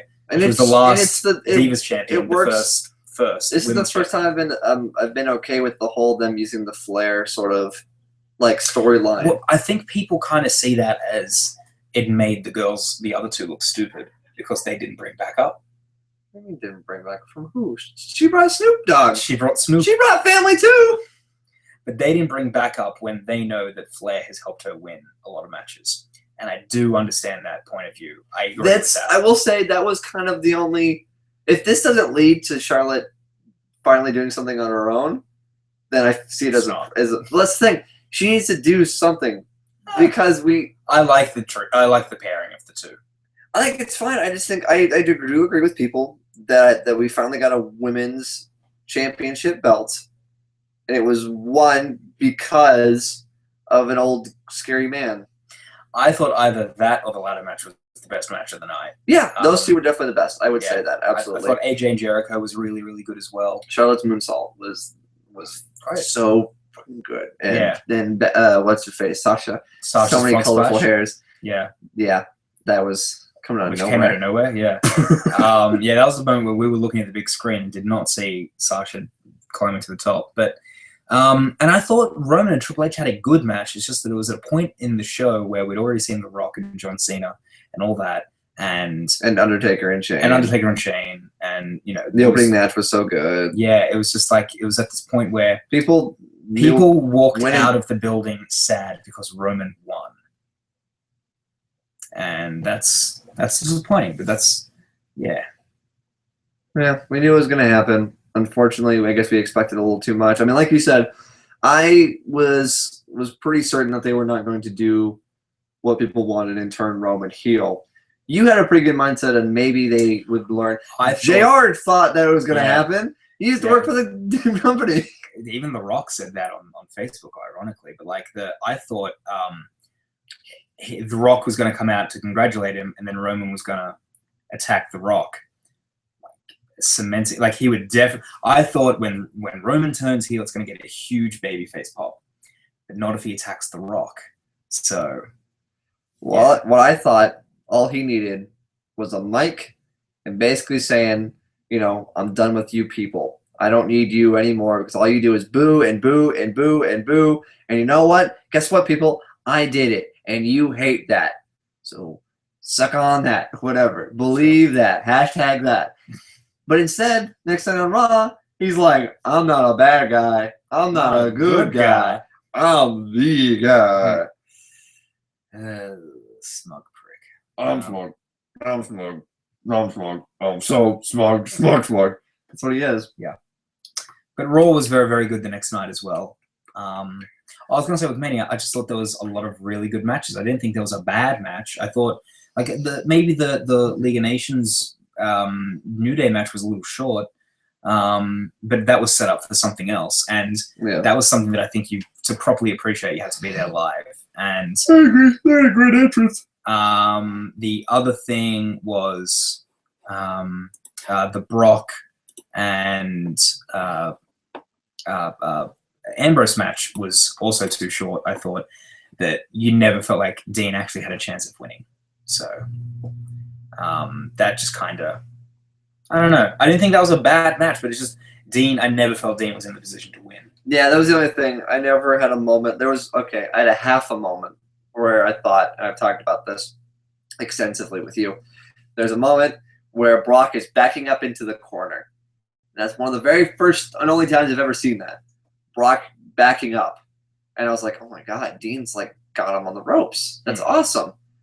But then nowhere does it, I mean, all those segments where all these hardcore guys gave him weapons meant nothing because he didn't use them. Yeah. In this match where he could have. I really thought that the whole point of this match being like a street fight was the fact that because of these rules, he can beat Brock. I mean, maybe not on his own, because we've seen that, but now that he has the edge of crazy Dean Ambrose, it would work, but it clearly didn't. Clearly didn't. And, you know, like Brock suplexed him a bunch of times, and, you know, and it was just like, to me, Dean came across as not in Brock's league. And, you know, I don't think it was impossible to show that he could be when I think the Brock Punk match from a couple of years ago was so good. Yeah. And Punk is a small guy, and you believed that Punk had a chance to win. Dean had that great match with Triple H, you know, a couple of months ago. Yeah, fantastic. You know, Roadblock. And you believed that Dean was going to win. And Dean came out the next night and said, Triple H won't ever underestimate me again. It's like, you mean Triple H underestimated you and still won? Well, you're a douche. Yeah, so it's a shame, because I thought that was it had the opportunity to be a really cool match, and it just, yeah. I didn't think it was disappointing. I was disappointed with how they treated Dean. Fun moment. It's always good to see both those guys. You know? It's cool to see Brock in person count the suplexes. That was good. Yeah, yeah. And then having people not count one because it wasn't like a... Yeah, it wasn't a German. He did a regular suplex and people didn't count it. But I presume that they were counting it on commentary, because then the next one, they showed the number on the screen. So everybody knew what number they were actually up to, which was quite funny. Press the button. Vince. Seven. Anyway. Raw, I thought was great. Yeah, Raw was really good. A lot of debuts, a lot of returns. It is funny to me that, like, the storyline is that Shane was running the show, so it was better, even though it's the same people behind the scenes running the show, the same writers. But it's like, you know, suddenly it's a better show when in storyline somebody else is in charge, but in reality it's the same people doing the show. So what does that say about how the show is usually? I love it! So, it was a good show. AJ won the 4-way. Cesaro's back. Right. Apollo Crews is up. Baron Corbin won the Battle Royal. I thought he would win when they showed him. My thought for when they showed him, when he went, is that Baron Corbin? Yeah, we were looking at everybody because they weren't showing it on the big screen. I'm like, well, we can see that's Tyler Breeze. And then behind him, I was like, I think that's Baron Corbin. When I saw him, I thought they should really put him over in this, unless somebody else is coming out. That, like, I thought ahead of time that Finn was going to lose the NXT title to Samoa Joe, then win the Andre Battle Royal. I thought that's what they were going to do. They did not do that. And I do think that Samoa Joe should have been the heel that won the Andre Battle Royal. I think he should be up on the main roster instead of Corbin. That's my problem with... That's what's really weird, I feel like, with NXT right now. Mm-hmm. Bayley, Finn, and Samoa Joe are all ready for main roster. Nakamura, American Alpha are as well. And I don't know what else there is for them to do there. It's all these guys. Are they going to go after the belt again? Yeah, Bayley will. Yeah, it's like... Well, that'll be a good story, like the babyface chasing the killer champ. Like, that's cool. That's fine. I expected they'd do that story, but Japanese. Yeah, but that's what I mean. Like Samoa Joe, we talked about that. What's he gonna do now? Wrestle Finn a third time. Yeah, you can't do a trilogy if you've lost twice. You can, but it's like, but what's the point? Yeah, I don't know what story they can go off of here. Like, you're gonna do a trilogy. It's a win-lose-win for someone. Finn survived again. Like, he only just won. So there's a story there, but it's like it's the third time. Maybe they'll have a cage match or something like that, or I don't know. But oh no, they'll stick to the top, or maybe a submission. Away from you. Or a submission match, maybe. Okay. Since it'll be good no matter what, but at the same time, as far as story goes, I want to know what they could possibly do there. But I thought Finn was going to the main roster the night after Mania, and he didn't. So other people did. Quite a bit of other people. Yeah, Apollo Crews and Enzo and Cass. And now Baron Corbin. Do you think Apollo Crews, it's kind of underwhelming the way they kind of set him up? They set him up as like he's one of Shane's dudes that he's kind of Shane guy that he brought up. I feel like it's kind of weird because I feel like there's no unless they do something with that of you're Shane, because Enzo and Cass got an actual thing to do. Yeah. They brought him out. They were like, "This, you got a story now." Yeah, you're gonna fight the old dudes because you're the new dudes. Was debuting similar to how Neville debuted last year. Yeah, that's true. But I hope that they tell the story of Shane said you could be here. He's not in charge anymore. He was in charge for that 1 week. Get out. Yeah. And then it creates a authority versus whatever feud from there. Right. I don't know. I mean, they've done that so many times now, but I've got to do something to follow up this Shane thing. Otherwise, what the hell was the point of what is going on? Yeah. Like they could have ended at Mania and that was it, but they still had him run Raw for a week. Got to follow that up somehow. Yeah, exactly. But anyway, it's been a fun week of wrestling. Yeah, it's been intense. I think, I don't know, not necessarily a break by any means because that doesn't happen. Because there's a show every week, multiple shows all the time. But now that we've talked a lot about wrestling, let's talk about comic book stuff. First on the agenda, J.K. Simmons, Commissioner Gordon. Total shock. Awesome casting. Shock. One of those things where it's like someone you don't expect, but a great actor. It was like Ben. Yeah, it was like Ben. It's very complimentary to Ben as Batman, where it was like... Except that I don't think there'll be Facebook pages where it's like, some petition. No. God, I've seen so many petitions that's like, when will you people learn? They don't work. Sorry. When will you people learn? But I think it's great casting. We've already seen him play a character with a wig and a fake mustache, and it's been awesome. Yeah. I think he's a great actor, and I think it'll be really good. It's unexpected casting, and he's just a really good actor. He's got the voice for it, too. Yeah. I think I've seen him play cops before. I think it'll be a good voice to kind of hear him being like... He's a detective in The Closer that was on Hollywood. Exactly. Yeah. I can hear that being like, Batman, the Scarecrow. I want photos. He's gonna blow something up. Sure. Should get on that. And then like he throws like a symbol at his head. Puts the bat symbol on his head. Yeah. Do it. Staples it to the cowl. Not my city, fucker. So that'll be fun. There's a new trailer for X-Men Apocalypse. We've also got a new look at some of the suits. Yeah, you guys happy now? Yeah, stop complaining. Jeez, I told you. Yep. Got so the those suits are not the final suits. They've got suits that are far more colorful. Cyclops has got this big silver visor, like in Astonishing, and then a suit with the big yellow Y, like the Jim Lee suit. Like Astonishing. It's exactly like Astonishing. Yeah. I've had some people say to me on Instagram, "How's that stick to his face?" I don't know, the same way it does in the comic. I don't know, but that's weird. People can't be. No. It's like people have asked that. It's like I get it, but I mean, we've had a precedent for it, so it's okay. A president? We've had a president. President Cyclops. Yeah. So. Cody, you don't know if the movie's gonna be bad. This is a Batman movie directed by Ben Affleck. It could be good. It could be good. It's not by Zack Snyder. He's not gonna ride. We've also been. Cody also says Brandon, but apparently Arrow. Well, do we want to spoil this? No. Okay. That's dumb, by the way. Yeah, it's stupid. If you know, we're talking about an Arrow. That's a shame. Thing going on, especially when they've shown. So, Who's in the Grave has been accidentally revealed, and it's funny to me because it's like we've already had somebody brought back with the Lazarus Pit. We've had two people brought back with the Lazarus Pit. I mean, mean, one of them being a Lance. Thea was, not dead. She was nearly dead. I guess is that what that was what they said. But fuck that. Sarah was dead for like a year. Yeah. Then brought back, and she's doing just fine in Legends of Tomorrow. She has her angry moments, but angry moments. But anyway, good show. What else do we want to talk about? Daredevil, awesome. Yeah. Loved that season. I know some people. So on Twitter, I know some people. On Twitter, I had said something like, "If this show was a woman, I'd want it to marry me." And then I got all these replies from people saying, "Yeah, not as good as the first season." And I'm like, "Did I fucking say it was?" Like, I did think that this, in some ways, was a better season. I thought the ending of the first season was better than the ending of the second season. I completely agree with that. I feel like the The two branching stories is a really cool idea, and at times it's handled very well.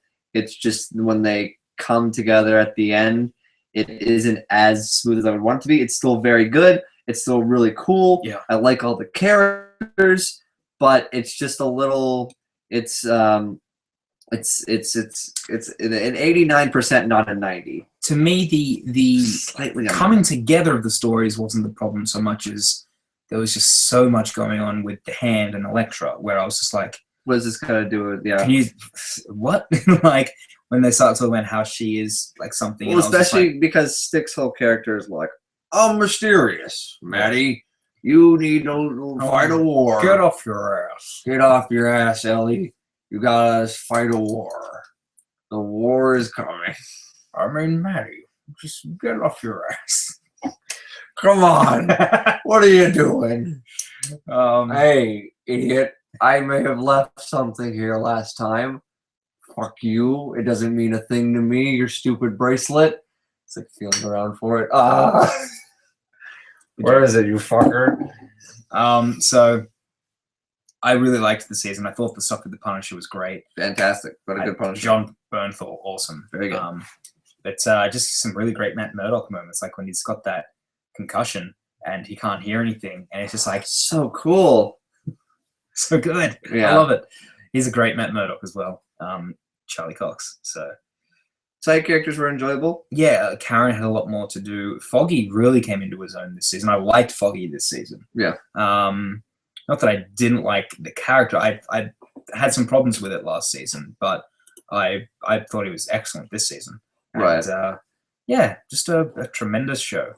Yeah. Excited for season 3. I'm very excited for season 3, and excited to see how it all ties in with Defenders and whatnot.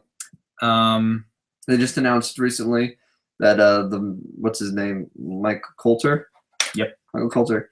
He was just announced for the Dallas convention that I'm going to in June. So maybe I'll get to say hello to Luke Cage. Say hi to his bar. It blew up. Sign it, Sweet Christmas. Don't bite my penis. Yep. Jessica Jones on Netflix now. So I was gonna bring up another topic. I forgot. Civil War had a trailer.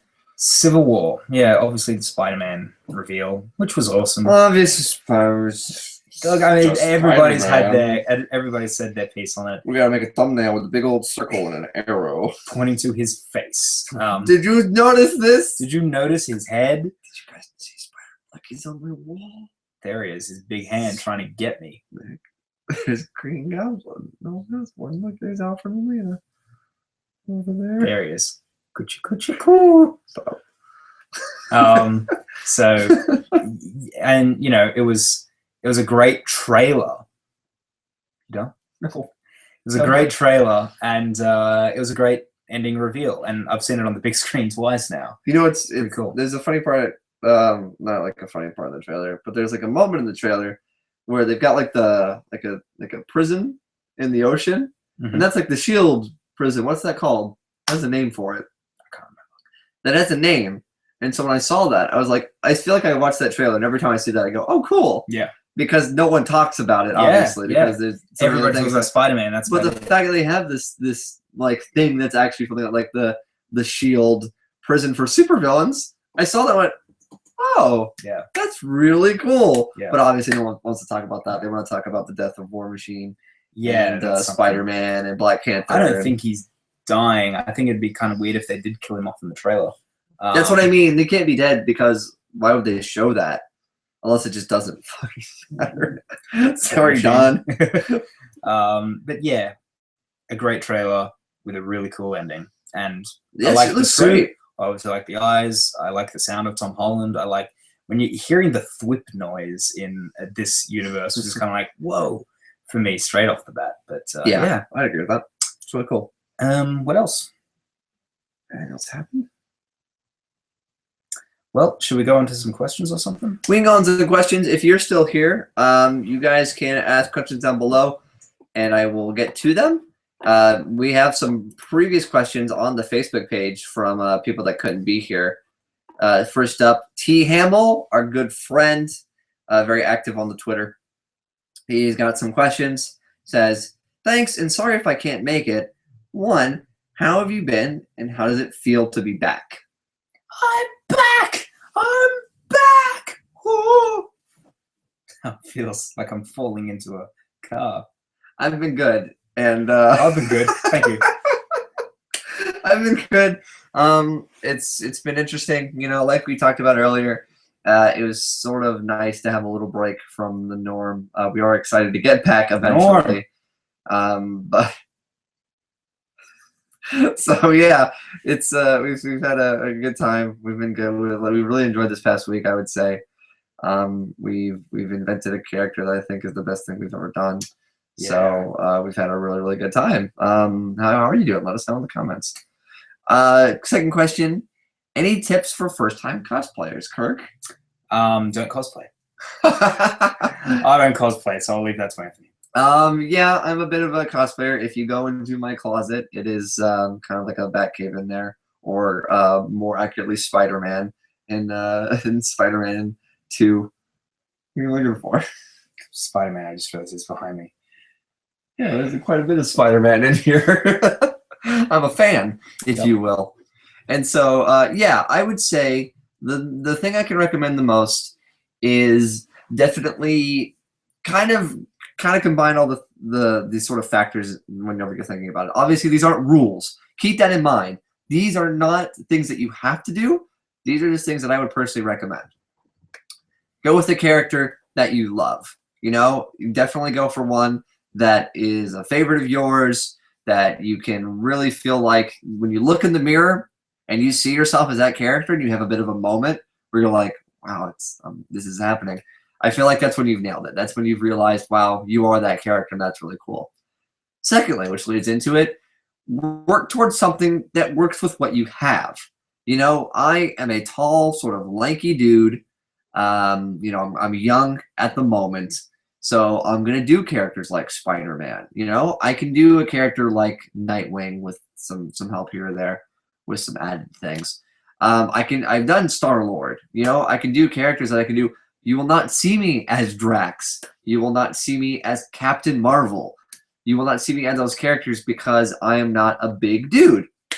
I'm not John Cena, unfortunately. I wish I was as hype and cool and silly as he is. Maybe I got the silliness down. All right, thank you. So that's something I would definitely recommend is work towards your body type. Obviously, no one can really stop you from doing whatever you want. If you are a Latino gentleman and you want to be Robin, do it, bro. I'm not going to stop you. You know, do whatever you want. Me personally, I like to work towards characters that I feel like I can personally. I'm going to stop you. Sorry. Go on. This is a custom Pez. Oh, is it? Well, it was originally just all blue, and I added Sharpie on his cowl to kind of give him that like cowl shaded look to it. Well, that's really good. Thanks. I don't know why I did it. I just thought it looked really cool, and it looks like retro Batman. Batman. The coolest Batman ever. He said it was dusty. So, it's a very dusty Batman. Dusty Batman. What are you doing over there, Batman? Being all dusty. So, yeah, that's what I would recommend. It's really a lot of fun. Definitely try to put as much hard work into it as possible. You know, you don't want to be like in the internet meme of like the Iron Man that looks like he's made of cardboard, or the Hulk that looks like super goofy. If you feel comfortable in it, that's always a plus. You know, wearing spandex isn't the most comfortable thing to do for an all day. I did that once for over 12 hours at an event, but I made a big bucks, so it all worked out, and I made a lot of kids happy, so that's all fine. I also met a new friend. She's really cool. So yeah, so pick a character you really like. Try to make it work towards your body type and the kind of person that you are, the kind of personality as well. You know, if you know me, I feel like you can kind of gauge that I can do a pretty good Spider-Man. You know, kind of do something that is within your budget, that's comfortable if possible, and have fun, of course. You know, if you have to buy a costume, buy a costume. If you can make a costume, make a costume. It doesn't matter. It's not like it's a competition unless you sign up for a competition. Then you're getting yourself into that, and that's a completely different thing. In which case, I've witnessed one of those at a con, and that was awkward. When everybody kept taking the It mic. can be awkward. It doesn't. It's not usually like that. Fuck. But it's that's not. That was just poorly handled. That was very bad. So thank you, T. Hamill, for the questions. We've got some questions from our good buddy who asked quite a bit. Frank. Let's see. Question. He continued from T. Hamill's questions. Question 3. So question number 3. Did you laugh at "You Flew Too Close to the Sun," which is said by Lex says it, which is funny because it's that's what a lot of people used in fan trailers when Bryan Cranston was rumored. But he says it to the dead corpse of Zod. "You flew too close to the sun." Like, and now you will be a Hulk. Abomination Man. Yes, I did laugh. I didn't. I laughed the first time. No, I didn't laugh the first time. I was kind of like, well, that was weird. And then the second time I saw it, I definitely laughed. I will say I laughed quite a bit seeing the film. Question number 4. Martha works at like a diner. Yeah, didn't she work at like Sears?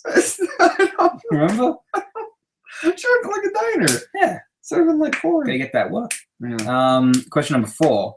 Do you think that DC/Deadpool will affect the future of superhero films? DC by making polarizing films and Deadpool by parodying the superhero cliches. I definitely think Deadpool will. Yeah, it'll change it. Whether that's good or bad is up for debate. Good or bad is, what did I say? Back? Did I say good or back? The big thing to me is that Batman vs Superman are already gonna do that R-rated cut, which I know the reason why they're doing it, and but it's just like, it's funny that this soon after Deadpool. It's come on.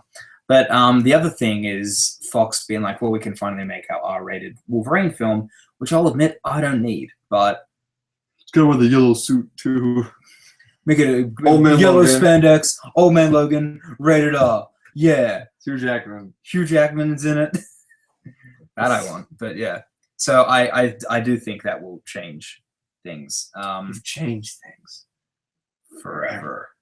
Batman. Question number 5. Forever Batman. Did you buy Star Wars yet? No, I haven't bought it yet. We're trying to figure out the family what we're going to do. I think we're getting it for my dad for his birthday. Don't tell him. No, I haven't, because it came out while I was over here. And DVDs are different regions. So I'd be bringing back an American DVD that might not play on all my devices. Yeah. Well done, DVDs. Question number 6. Is The Dark Knight Rises collab cancelled? Oh, that's my fault, isn't it? Yeah, it's your fault. I'm finished. Yeah, look, a bunch of stuff happened. I don't know if I ever went into this on the show. My hard drive got completely dead on me. Okay. It got dead. Got dead. I was able to salvage a bunch of stuff. That was one of the things I was not able to salvage. Not that I'd finished it, but I was halfway through it. And then that on top of not feeling like editing ever, yeah, kind of. You know what? We'll discuss that. I don't know if. Let me think about it. I got a big flight home. Let me think about it. Edit on the way. Sure. Question number 7. What was your feelings on Agent Carter season 2?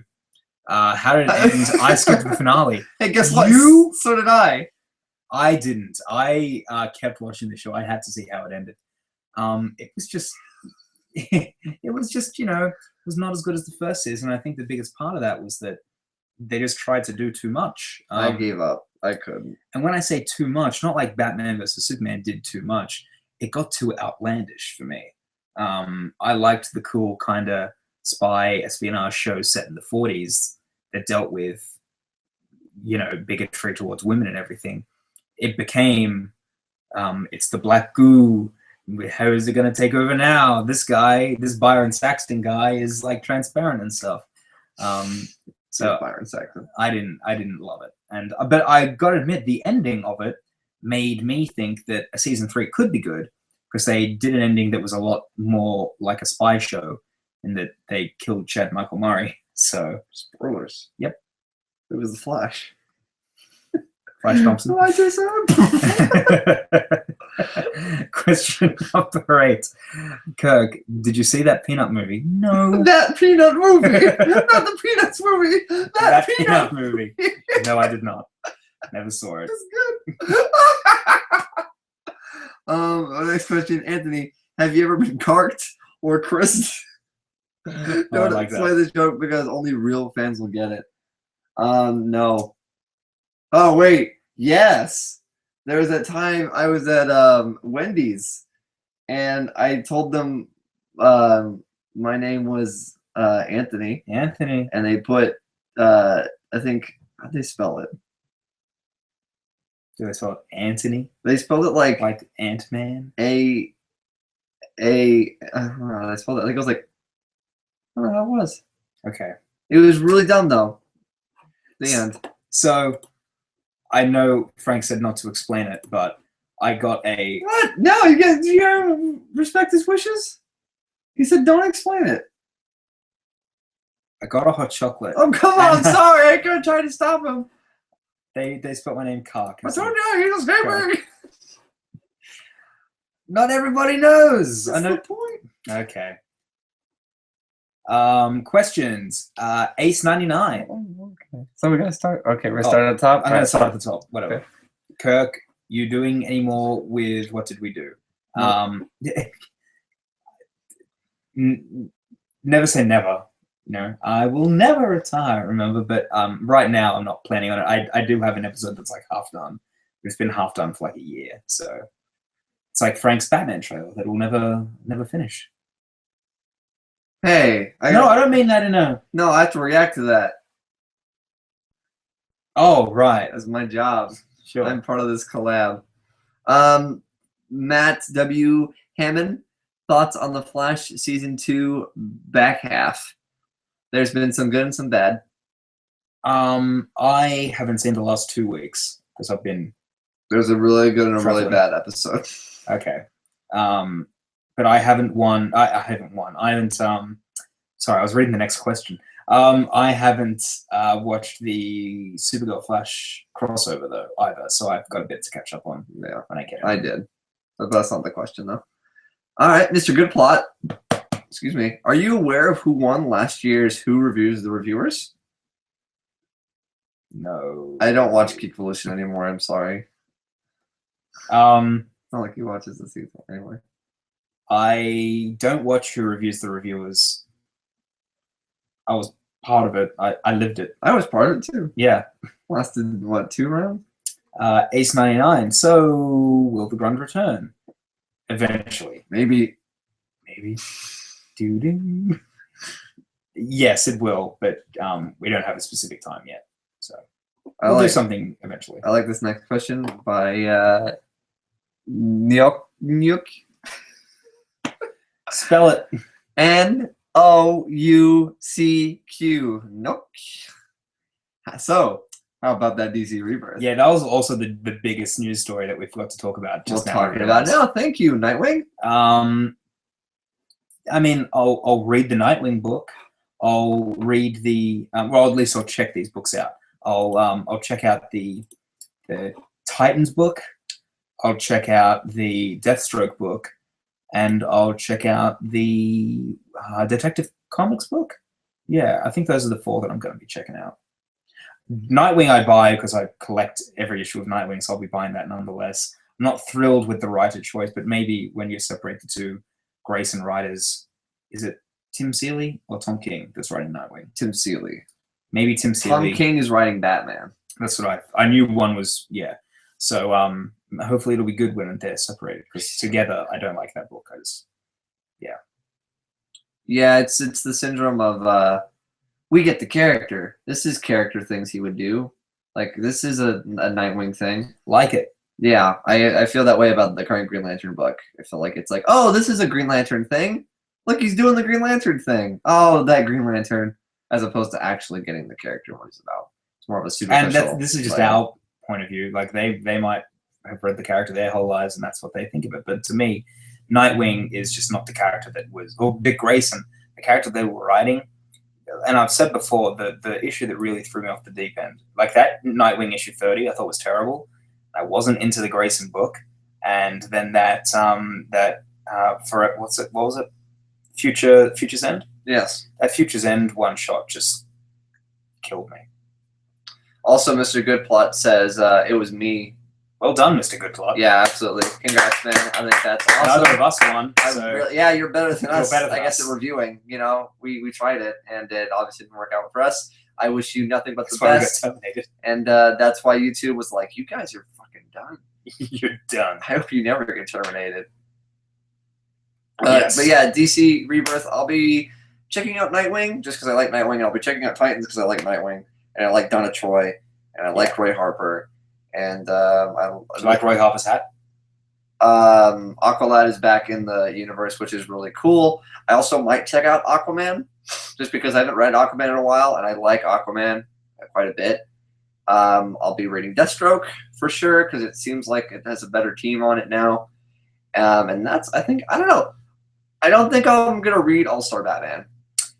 Yeah, I know. But I have to read one of the arcs because it's the Black Mirror team on Mr. Freeze. That'll be awesome. And this will be Snyder's second chance at Yeah. Freeze. In other words, is a chance at redemption for Redeeming me. himself, yeah. So I have to read that. But as a book, I don't know. I really like Snyder on Batman. Depending but I on feel the like I'm a little writer. burnt out. Yeah, depending on the writer, I might read it. Like, because I know they've got different creative teams working on that. So, which I think is a great idea. Yeah. I'm a little bummed that it's called All-Star Batman because I don't care for. Yeah, it makes Batman. me kind of wonder what the whole point of All-Star even is. Yeah, why not call it Legends of the? Because there was All-Star. Yeah, exactly. Yeah. Because there was All-Star Superman, and I don't really. It was just a Superman story, Mm-hmm. and then they made All-Star Batman and Robin, but they're not like set in the same universe or anything. And All-Star Batman and Robin is set somehow in the same universe as The Dark Knight Returns. I think it is. Correct me if I'm wrong, but I thought that was Frank Miller being like, "All my shit's connected." So All my shit's connected. Look at my hat. Yeah, then look at the Justice League in it. That consisted of Superman, Wonder Woman, Green Lantern, and Plastic Man. And like Robin nearly murdered Hal Jordan, and Batman was like, "Oh fuck, I kidnapped this boy and locked him in a cave, and now he's trying to murder people because of me." It's great. That's another thing in Batman vs Superman. We almost get a goddamn Batman line in there. Did you notice that? No, I don't know that part at all. Yeah. Perry nearly says it. Should have. He says the goddamn such and such Batman. I was like, ooh, why'd you do that? Anyway, why did you do that? You weirdo. What other questions do we have here? Let me see. People asking questions. No, those are. Go review.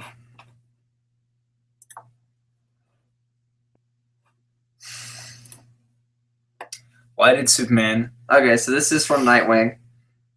This is a spoiler question for Batman v Superman. If you haven't seen Batman v Superman, We spoiled it enough already. So go ahead and read the question. Why did Superman save Lex from Doomsday? He has no problem killing the guy in Africa at the beginning just because he held a gun to Lois's head. So why did he save the guy who killed all the people in the courtroom, kidnapped and nearly killed Lois and Martha, etc.? Seems kind of weird to me, considering that Superman didn't really have any development in that movie. I agree. I thought it was funny at the time because Doomsday goes to like punch and Superman just catches it. Batman stops it. No, I can't stop you. So yeah, he does. He stops Doomsday from killing Lex. That's what Doomsday was about to do. Yeah, it was weird because I thought they were setting it up because Lex was like, "My boy." Yeah, what's funny is like Doomsday could have just like punched Lex while he was distracted by Lex. Superman could have just been like with his heat vision, just like chopped him in half. Did he ever try and stop him with heat vision? No, he did, but then he used heat vision back. That's right. Yeah, it somehow like absorbed. It learned how to use heat vision, and then when Wonder Woman cut off its hand, it learned how to use its bone sword. Yeah, it was like adapting, but I don't understand how that's a power. Yeah, like I mean, Doomsday kind of can do that in the comic. He's not a Mazo. Yeah, he's not a Mazo. Why don't you just make it a Mazo if you want to do that? Why didn't he just be Batman? Yeah, get a cowl. Oh yeah, part of the movie. He goes to grapple a wall, then it cuts to the wall. He grapples to it, and he just hits it. He hits it. Like it's like when Christian Bale jumps off the thing and Batman Begins, and he lands. Yeah, except this Batman's been around for 20 years. Oh, that's great. laughing at the news about that suit. Yeah. You're like, what a dork. Yeah. Yeah, that is the thing. He is a really cool Bruce Wayne, but seeing Batman like run from Doomsday wasn't exactly the most exciting thing in the world. No. And then him like remembering the fact that he had like a kryptonite gun and being like, oh shit, I got one more of these kryptonite bombs left. yeah. Well, we're not getting any other questions. Anything else you want to talk about? I'm trying to think of what was going on recently that we should talk about. Well, with Batman vs Superman, I guess it's kind of interesting to talk about the future of the DC films. There's no reference to which Robin is dead. Now he looks at it. It was just there to be there. It's in the movie as much as it was in the trailer. Yeah, so Alfred, I'm going to talk about the scene real quick. So, Bruce Wayne is trying to figure out who Callan Mulvey is working for because he might have the kryptonite. Is that what that was? So he knows. Batman wants to get kryptonite to kill Superman. And so he knows it's from someone called what's it called? The White Puerto Rican or something? The White Puerto Rican. And it was not one of the Matadors. Yeah, it wasn't Puerto Rican, it was the White Portuguese? Portuguese, the White Portuguese. That's what it was. So he said, okay, so he knows, he's like trying to figure out the White Portuguese. He's like, it could be anybody, and then he finds out that it's a ship. He first off finds out that the KG Beast. KG Beast has been getting money and things like that. It's all been wired back to a LexCorp thing. And so he's like, Batman's gonna go have to ask some questions. And everyone's like, Batman doesn't have to do anything. Bruce Wayne's been invited. And if what's worse is that he's like, Batman's gonna have to ask Lex Luthor questions. And he goes, Batman didn't get this information. Bruce Wayne did. It's like the same dude, Alfred. Yeah, but it's not like Bruce Wayne went out and got the information. Like he had the scene in the guy he's in a fight. Like an underground fight. And a guy gets knocked into Bruce and he whispers something in his ear, which I only assume was punch him in the face. Because then the guy punches him in the face and then he wins. And yeah, so Alfred's like, Bruce Wayne did that. But that wasn't Bruce Wayne, he was in disguise. He was like a Matches Malone. He was like a Matches Malone, except that wasn't a Matches Malone. Yeah, I thought that as well. He wasn't in disguise. He was just straight up Bruce Wayne. That was really, and no one thought it was kind of dumb. But see, yeah, he gives him a piece of paper. And so Batman, Bruce Wayne, he walks over to his Batman closet, opens the door, goes, and looks at the Batman suit, and the Batman suit looks back at him. And then he looks at the Robin suit, looks at the back of the Batman suit, closes the door, and then leaves. That was the scene. And then goes to his party. And then goes to the party as Bruce Wayne. What? And the house, Wayne Manor, is run down and everything. I presume he either sleeps in the Batcave or in that weird lakeside He has house. A glass house next to a fucking lake in the middle of nowhere. So he where there was a up woman with a woman. She's never referenced. Never referenced. I And don't know who that Alfred was. comes in and he's like, I guess the next generation of Waynes might not have a wine cellar to inherit. There's going to be another generation. And then Batman comes in. Alfred's great. I will say this. He said that Alfred was going to be a different Alfred than we've ever seen before. He's Michael Caine, Alfred. He is, but he's so good. He's not I want to set you up with a chimpanzee. He doesn't go that far. No, it's much more subtle. He's a great Alfred, though. He's one of my favorite Alfreds already. He's a very good Alfred. But he says that line, is taking off his scarf and whatever, and looking at these empty bottles. And Bruce Wayne comes in with a cup of coffee and goes, sets it down for her. Bruce Wayne trying to serve coffee to Alfred. It was really good. It's hilarious. Apart from the fact that Batman doesn't drink. What? Batman doesn't drink. Yeah. He drinks his ginger ale or whatever. Yeah. So Batman's a murdering alcoholic. Murdering alcoholic. Who sends emails to women about asking for pictures. It is you. Who are you? Who are you? I did like it when those people said that a devil saved them. Like a devil from Hell's Kitchen. I mean, Batman. He's been around for 20 years. Yeah. What the fuck do people not know who he I is? like when those cops are like, It'd be cool if he wasn't around for 20 years. A Robin died and they didn't know who Batman was. Those people, I liked the fact that the cop was just like, I'd never seen him in person before. Like, he's a legend, you know? So what?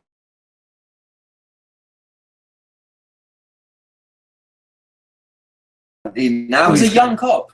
But now he's like, it was like The Dark Knight Returns or The Dark Knight Rises. But he's been gone for years. But since Batman been gone for years, they don't establish that. All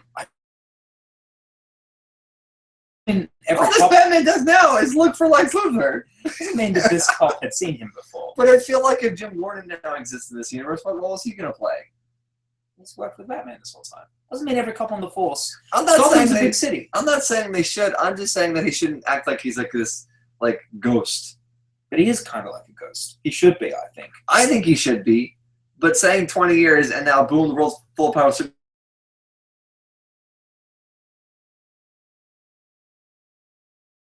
You think Batman's been gone for a long time? Keep asking questions. It was Portuguese. Thank you, Matt Hammond. But yeah, it just I don't know. I was okay with it. I like that not everybody knows, has spent time with Batman. That'd be fine if it wasn't 20 years and a Robin had died. I don't think every cop spends time with Batman. I'm just saying a Robin died. He spends time with... Yeah, he's seen him, but not in person. I feel like it's weird. I don't know. I feel like it was too much fun. I've grown up with Batman my whole life. I'd be surprised if it was in... Guess what? Look right there. Oh, there he is. 3 of them. 3 of them. There's a Phantasm reference in this movie. Yeah. Fucks up for that. They've referenced that Wonder Woman might be like some kind of phantasm. Wait, no, that's not what they say. Not Wonder Woman? No, because he's looking for the white Portuguese, and Alfred says, because he keeps referring to it as a he. It's like, this he could be a she. Some sort of phantasm. That's right. I thought, in my head, it was talking about, there was a mystery woman, like some sort of phantasm. But no, it's talking about the white Portuguese. Yeah, that this mystery person that he's looking for is all causing problems could be a phantasm. It could be a she. Which is, I mean, that's a clear reference. Yeah. Anyway. The clown's reference is a little weird, you stated. The clown's reference is weird in the context of the film because he doesn't know that Clark is Superman. But he does that, he looks him up and down and says, freaks dressed like clowns. And it's like, in the trailer, it gives you the impression that he knows that Clark is Superman. Just like it gives you the impression, as the film does, that he definitely knows that Batman is Bruce Wayne. Yeah, well, that's the thing. But he doesn't. And then at the end, when he's like, Bruce, listen to me, it's kind of like... They set it up, but then they don't pay it off, and then it's sort of just like... There's a great moment where you can hear Bruce's earpiece talking to Alfred. That was awesome. Great. Yeah. What the fuck, is that guy a robot? That was really cool because he would. Obviously, the inconsistencies of Superman in this film were astounding. Yes. He's so many things he can and can't hear.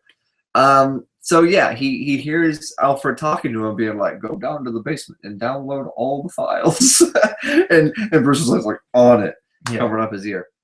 And so yeah, Clark looks at him like, "Why is that guy making radio sounds?" And then he kind of puts 2 and 2 together. Mr. Wayne, guess. What's your stance on the Bat Vigilante? So he's like, "Oh, you know he's Batman from that? That's weird." Yeah. They could have had a moment when they first came face to face as Batman and Superman, where he X-ray visions his cowl. Could have worked. I mean, that's the way to do it. Why didn't he? Cartoon, why didn't he do it when he hit him with his car? Yeah, that's what I mean. After Batman murdered all those people, and just that shot of him coming around the corner and Superman just standing there like that, and then Batman goes, it's like, oh, I'm fucked. And then he gets out of his car and insults him.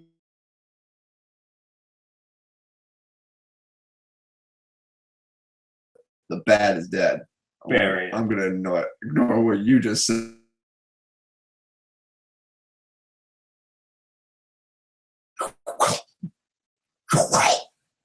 As if, I mean, Superman can probably hear it, but it's just funny. It's like, hey, what do you say?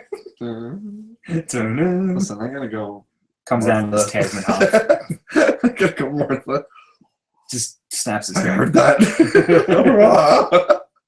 That's so weird. Yeah, I get it, but at the same time, it doesn't. It's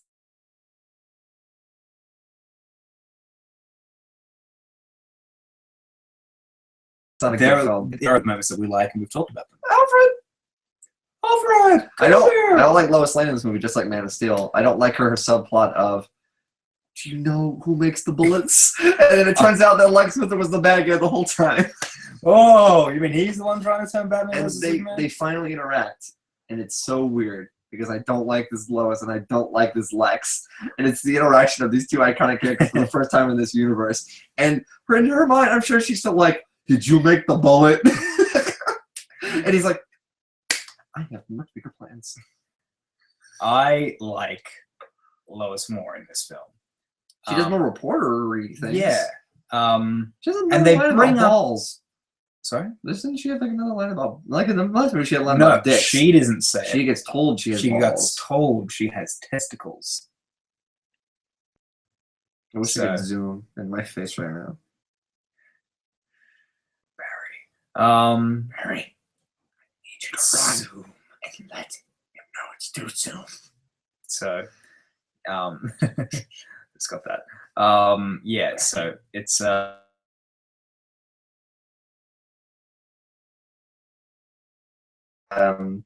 it's just amazing. This movie's finally happened, and it is what it is. It's bizarre. So many great pieces can't put together. A lot of bad pieces too. A lot of bad pieces. There's a lot of pieces from different puzzles in here. There's like ripped in half pieces. Yeah, it's not good. It's unfortunate. So Suicide Squad is the next one, which I won't be seeing in theaters. Which they might explain the Robin thing in that. I don't know. Probably. Maybe. Which is, okay. So a lot of people have a problem with Star Wars The Force Awakens, saying that it doesn't explain enough and that it's too much of a, we'll explain in the next one. How did you get his lightsaber? Oh, it'll be explained later. Where was Luke? Oh, it'll be explained later. All this stuff that's like, who was Supreme Leader Snoke? What is going on with this all crap? It'll explain later. They must hate Batman v Superman. Because everything in this movie is we'll explain it later. Yeah. Mother boxes, we'll explain it later. Yeah, with Wonder Woman, the Robin, we'll explain it later. And there's no guarantee because we don't even know when Suicide Squad is set. There was talks of it being set like before, like. Well, it has to be set after Man of Steel because there's that line about how Superman has changed everything. Yeah, so it should be before Batman v Superman, but at the same time, what's the point of that? There's 2 years between Man of Steel and Batman and Superman, is there? Yeah, even though in real life there's more. Yeah. Which is kind of funny. Oh, so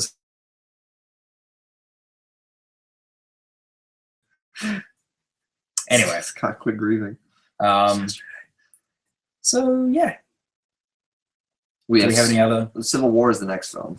Do we have any other? Looking forward to that. Questions? Let's find out. I hope you guys ask some questions. If you don't, that's Nope. I demand them. Okay. So we do. Matt. Here we go. Let's start here. Stuff I Made Productions. Would you support a Deadpool kills the Marvel Cinematic Universe movie? No, because I'm not a Deadpool guy. I feel like we've talked about that. I don't need to say that. Yeah, I don't want to see Deadpool killing like Robert Downey Jr. and Mark Ruffalo.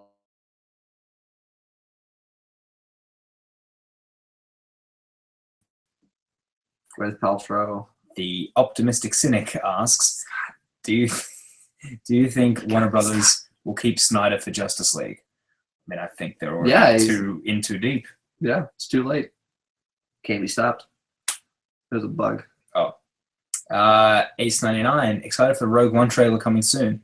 Yeah, he freaked out at that like 2 seconds of footage that they showed. I didn't freak out the footage. It said trailer tomorrow. Oh, and that's what I freaked out about. Because we're getting a Rogue One trailer finally.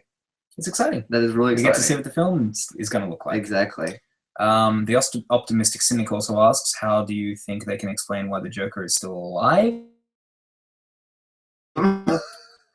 Yeah.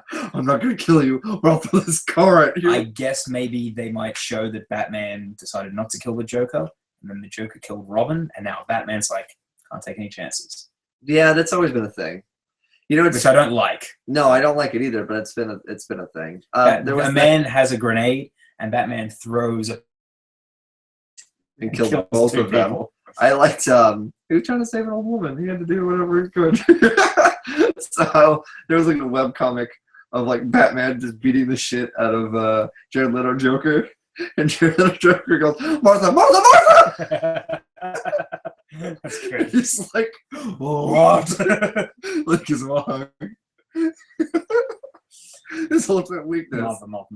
He's like, no, like Uncle, but Martha. Oh.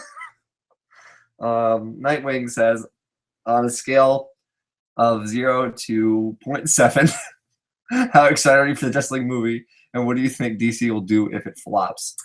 Well, from the sounds of it, it's a lot lighter. Yeah, I think they're going to go ahead with this universe no matter what. I think this is the new Transformers franchise. Yeah, they made money. Yeah, it made money, but I mean, I don't think it will make as much money as they think it's going to make. Batman vs Superman, I mean, Justice League. Who knows? Yeah. People will go, oh, I'll just wait for the Avengers, I feel like. Yeah, exactly. That's the casual fan, anyway.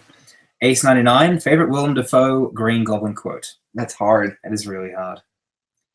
I've always liked, now that you've really pissed me off. MJ and I, it's good song of humor. We're gonna have a hell of a time. I mean, there's a lot of classics. There's good Spider-Man come out to play, and Back to Formula. Back to Formula, I love. Here's the real truth. You hit some. There are 8 million people in this city, and those teeming masses exist for the sole purpose of lifting the few exceptional people onto their shoulders. You and me, we're exceptional. I could squat. Okay, I'll stop.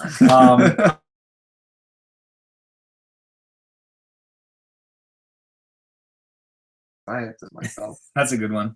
I like. It's cold. Hey. Yes. When Toby walks into the room and he's on the phone, he goes, "Hey!" in the background. Storm and Norman. Storm and Norman. He calls him Storm and Norman. Where did that come from? Why has it never been referenced ever? The contract signed. That's another one of my favorites. He's faking the whole thing. Oh, apparently he improv that whole thing as well. It's amazing. Oh my goodness. Yeah, he's a great guy. We've got some questions on Facebook here. So are there any versus movies you'd like to see happen? Daredevil versus Nightwing. Battle of the Sticks. 1 year later, folks, and here we are making the same jokes. I don't know. I mean, that's kind of an interesting question, I guess. I don't really think there's anything that sort of strikes me as needs to happen, because I mean, we're getting a lot right now. Yeah, we got Batman Superman, we got Daredevil and Punisher, we've gotten Captain America, Iron Man, we got all the big ones. X-Men versus X-Men. Someone used that as an example to me. It's like, that's another versus, and I'm like, X-Men fighting villains is every X-Men film. So that is fighting the villains. Just because it happens to consist of the X-Men, that's all the X-Men. All the mutants. But yeah, I don't know. I'm looking around at characters as well. I'm looking at wrestlers. I'm like, that's everything is a versus with those guys. Spider-Man versus Spider-Man 2099. Poe Dameron versus Venom. Venom. Whoa, what a fight. J. Jonah Jameson versus Venom. So we had this realization. J. Jonah Jameson. Oh, yes. So we had a realization today of who should play J. Jonah Jameson. And I was like, I'd really just like it to be JK. I'd be happy with him to stay. And then we're talking about people, and you mentioned... we're talking about how there's perfect casts, and then you can kind of see them in a new light and be like, oh, duh. Like I said, Ben earlier was like a... Whoa, that's really smart. And so I just started thinking Gary Oldman. And I went, Gary Oldman as J. Jonah Jameson. They just trade roles. They just trade mustaches. I'd love to. Ow. Oh. Here you go. Thank you. Yeah. Or Vince McMahon. Yeah, Vince McMahon is definitely my choice. Only if they would allow him to push Roman Reigns, I guess. Ace 99, Marvel DC movie most excited for coming out in the next couple of years. X-Men Apocalypse is still the one I'm most excited for. Civil War, Doctor Strange, Thor 3.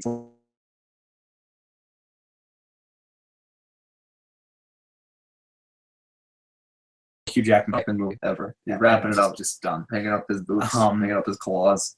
At the moment, Guardians of the Galaxy 2 is the other main one. That's another movie where it's like, oh yeah, that's coming. Awesome. I'm totally down for that. Otherwise, I mean, the Wonder Woman movie will be interesting, and like, but the DC film is kind of.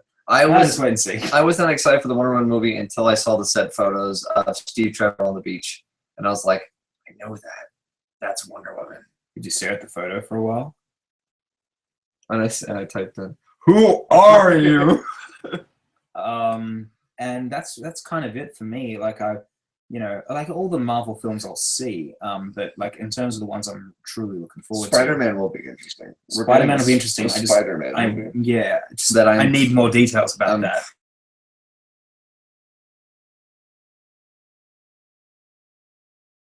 Said Thor. We're gonna throw in any character, put Thor in the Spider-Man movie. We did say that. And so it's like, who are you fighting? Oh, I'm fighting like an octopus man. It's his head. Spider-Man, we did it. We did it. He's just like, wow. What else you got? Get ready. The Shocker's just like running away. We're just like come on! It's killing the Sinister Six. No! Mysterio's helmet. Brain exposed. Accidentally cracks his skull as well. Oh, poor man. Oh, jeez. Oh, I guess this happened. Thoughts on the new Ghostbusters? Stuff 5A Productions. Thoughts on the new Ghostbusters? I'm gonna bring it back to a friend of the show, Max Landis. Max Landis wrote one of the many treatments for Ghostbusters, the Ghostbusters 3, which it was basically just going to be originally a Ghostbusters 3. Sure. And originally he had written pretty much the main role to be Egon's daughter, and they were going to be like the follow-up Ghostbusters. And he had this idea for like a really awesome trailer. So it would basically start off with like the Ecto-1 like peeling out, and it goes down, and they're like this haunted house, and like all these ghosts are like picking up teenagers, and they're freaking out like, oh my god! And then out of the car pops like Chris Pine, and like he shoots a ghost and it explodes, and it's really big and crazy. And then like this girl gets out, and her zipper is like down but like here, and she's really sexy and hot, and she's getting ghosts, and they have like a tagline that's like, "This summer you're getting busted." And then it cuts to like a rundown sort of office space where like Sarah Silverman, I guess, is like Egon's daughter, Patton Oswalt, and he said like two other names of like unknown dudes, and they're like in the Ghostbusters outfit, and they're like looking at the small computer, and she just goes, "That looks awful." And that would be the joke. It'd be Hollywood's Ghostbusters as seen by the real Ghostbusters. Also, Patton Oswalt as a Ghostbuster, that'd be cool. I would be totally down for that. For me, but yeah, the new Ghostbusters basically looks like what Hollywood would do to Ghostbusters. Yeah, I don't like the look of it, not because it's like a female team. That has nothing to do with it. It's because they're not remaking. I don't even know if it's a remake or not. That's the thing. In the trailer, they address the fact that it's like 30 years ago. Yeah. Which is funny because in the initial release, it says 4 scientists. And then in the international release, it says like 4 friends because Winston wasn't a scientist. 3 friends and a Winston. But to me, it looks like just a generic comedy that Hollywood does these days. It's shot like a comedy, but the trailer is edited like an action movie. Yeah, I don't like the look of it. And it looks the cast and whatever doesn't have anything to do with it. It's just, it just looks like a generic comedy that I don't really like seeing myself. The look and the feel and the colors remind me of things like The Amazing Spider-Man 2 or Pixels. And Pixels. The way it's shot, the comedy, like you said, it just looks like another one of those films. Yeah. And I feel like they're just sort of hitting beats that's weird. Like I'm not a huge Ghostbusters fan. Like I feel like the way people react about Ghostbusters is how I feel about Back to the Future. Yeah. And I think Back to the Future obviously has a huge following. Huge. But when it's, as far as those two camps go, I lean towards the Back to the Future side of it more. Back to the Future's anniversaries get celebrated. The same doesn't really happen with Ghostbusters. Not as big. Not as big. So, like, I mean, Back to the Future Day, like, took over the world. Yeah, it did. That's true. And so did the trailer, though. It's a long way. Sorry? So did the trailer. Sure. But to me, like, I think we're at this point now where everybody's in agreement, and I hope Hollywood realizes this, that you can't do another Back to the Future. But Ghostbusters, you know, because it's a new cast, I guess they feel that they can, and it's not Ghostbusters they feel is bigger than those 4 characters from the original 2 films. For a reason. I don't know. To me, it's like, that's Ghostbusters. This is just some generic Hollywood comedy, and I don't care. Yeah, but I mean, it's like there's people that are Ghostbusters fans who are pointing stuff out. Like in the trailer, there's like a library ghost.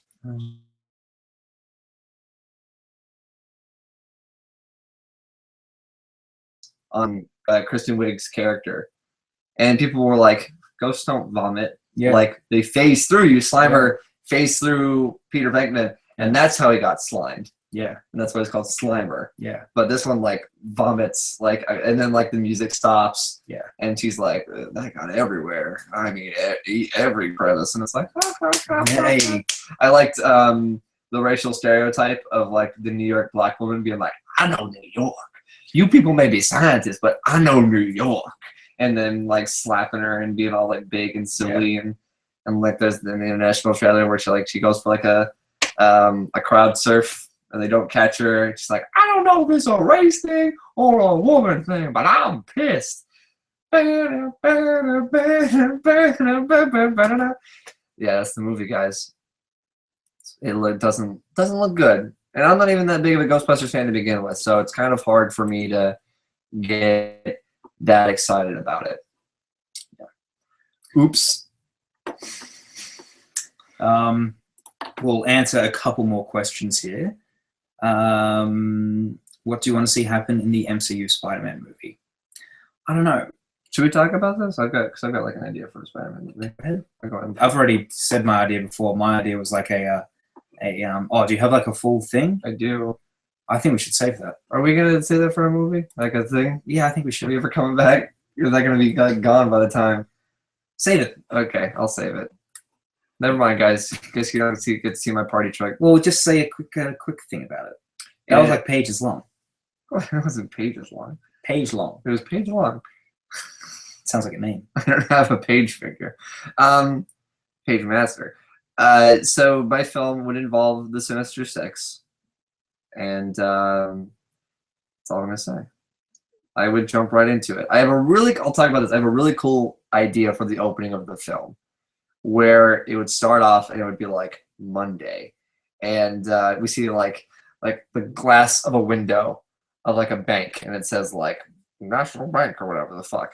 And then in the reflection, we see a big sand fist. And it's like, and then we see it crash. You know, and that'd be awesome. Just ruining it. You're not setting the mood. You're ruining the movie. And he goes like through here, and then Spider-Man shows up, and he's like running through his quips, you know, kind of talking smack to Sandman, and Sandman's like, you know, saying back out like a classic scene from the hit show Spectacular Spider-Man on Blu-ray. So that all happens, and then we go to Tuesday, and then we get another member, and we go to Wednesday, and it shows like every day for Peter Parker is just another mess, and he's got to take out these villains, and one by one he takes them down. So we're establishing the fact that Spider-Man has a lot of villains, he has a lot of enemies, and on their own he can take them out no problem. It also shows that he has a really, really busy life as Spider-Man. So we get that all set up right in the beginning of the film. And I think that's really cool. I think that's definitely the way I would start off a Spider-Man film, because it gets you right set in things. You learn about the character, you learn about where he is in the history, you get it all in the opening of the film. And then we'd go through some high school stuff, and then we'd set up the whole villain plot and everything like that. So there is no scientist being like, there's nothing that against Spider-Man. It's just the guys who are like, the Spider-Man guy's in my way. Let's take care of him. And then one guy being like, I have an idea. And I would get more to that once we eventually do a video. And I'll talk about my original ending compared to my new ending, because the original ending is an absolute mess, in my opinion, that I wrote up real quick, and I was like, this is amazing. And I looked back and I was like, fuck, that's stupid. My film, I did a trailer last year for like what I would do with the Spider-Man film, and I'd kind of do something similar, even with a teenage Spider-Man. I would still like to do something that's a little bit more New York street level. Yeah. I would like to use the Kingpin. I would like to use. I put Nick Fury in the trailer just to show Marvel Universe, but I wouldn't necessarily use Nick Fury. But I would use Tombstone. I would use Black Cat. I would use Hammerhead. I would use Silver Sable. I'd put those sorts of characters in the film. I'd like to be kind of like a mob war. Treachery. Yeah, exactly. Like, I love that scene. And I'd do an episode that's like that. A movie that's like that episode. And it's the best episode of the It's such a good episode, yeah. Probably. And I would also have, like, Green Goblin as the flip side of that coin of, I'm the businessman, I actually have all the business knowledge, but I'm actually the supervillain and I'm manipulating you all. So I'd still keep it as kind of like a fun Spider-Man movie in that regard, but definitely make it very street level, kind of dark, not like the trailer for Amazing Spider-Man made it look like it was going to be dark. Yeah. But like dark in terms of, this is the criminal underworld, and here's this goofy Spider-Man guy that's like stepping into it. Yeah. And then Goblin being like the one who's like, you know, you mobs are so out of date. Like, this is the future of.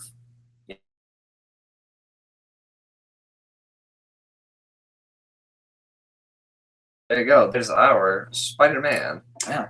And Marvel will do something, I guess. And whether it'll be that, I don't know. Probably not. They'll probably do like Morbius. And we'll do one more question, and we only have one more question, so that's good. 2 more questions. We'll do these 2 more questions from A79 and Matt W. Hammond. Well, we're just talking about Spider-Man, so who do you like to see cast the Marvel Cinematic Universe Spider-Man characters such as Green Goblin and Doc Ock? Green Goblin for me is Jason Isaacs. Yeah, it's a good cast. Doc Ock? See, I so liked Alfred Molina that I just don't know. It's a really tough choice. It's like I love Willem Dafoe, but that version of Green Goblin is so unique to that film that I'm okay with having a different type of Green Goblin. One that is just a lot more cold and without the sort of funnier moments. Yeah. Like Spectacular Spider-Man, Norman Osborn. Yes, but not have Green Goblin cowboy up. Yeah, but not have Green Goblin be as silly as that Green Goblin. Yeah. I would have Green Goblin also be kind of scary, and Defoe was scary, but without the itsy spider, like without those sorts of moments. Right. Which to some people might not be Green Goblin, but that's what I'd do. But Doc Ock, I don't know. You know, when Paul Giamatti was rumored for Amazing Spider-Man 2, I thought he would have made a good Doc Ock. He would have been a good Doc Ock. I also thought he would have made a good Jameson because he's got the energy. Oh, that's a good. Yeah. That's a good one. The thing is, Paul Giamatti would be great as many Spider-Man characters. Yeah. The Rhino wasn't one of them. The cast was the Rhino. I am the Rhino. He was good. It's just, you know. Oh, I mean, he did what they told him he could to do. It was like they were like, ham it up. He said, you know, cha-ching. Paul Heyman. Ching ching bling bling. Paul Heyman as Doc Ock. My name is Otto Octavius. I don't know, I'm just thinking about wrestling. My client, the Rhino. Yeah, I don't know for Doc Ock. I would need to really properly think about that. Yeah, but our final question is from Matt Hammond. Do either of you want to see another Hulk solo film? And what do you think of the 2 we have? I don't need to see a solo Hulk film anymore. I feel like I wanted to see one after the first Avengers movie because Mark Ruffalo was so good. I don't know what else they could do, to be honest. I'm kind of fine with him being in other films. Because obviously they're telling enough of a story in those other films. I liked the 2003 Hulk film at the time. I look at it now. I like what they tried. Ang Lee tried to do that. It's like inner turmoil thing. I appreciate that. Had like a comic book style. Well, the panels I think are too.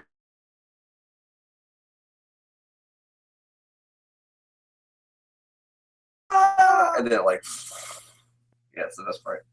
One goddamn movie. But they tried to do. Hulk is Hulk smash, and like I don't think people don't want that in a movie. There's some really good psychological stuff that, sure, but they don't want it in a movie. I'm sorry. I liked the Incredible Hulk, and I liked both Eric Bana and Edward Norton. Yeah, I think they, you know, it's funny how we have yet to really have like a bad Bruce Banner. There's never been one where it's like, oh, he doesn't get it. Yeah, Bruce Banner, you just have to. It's different versions of Bruce.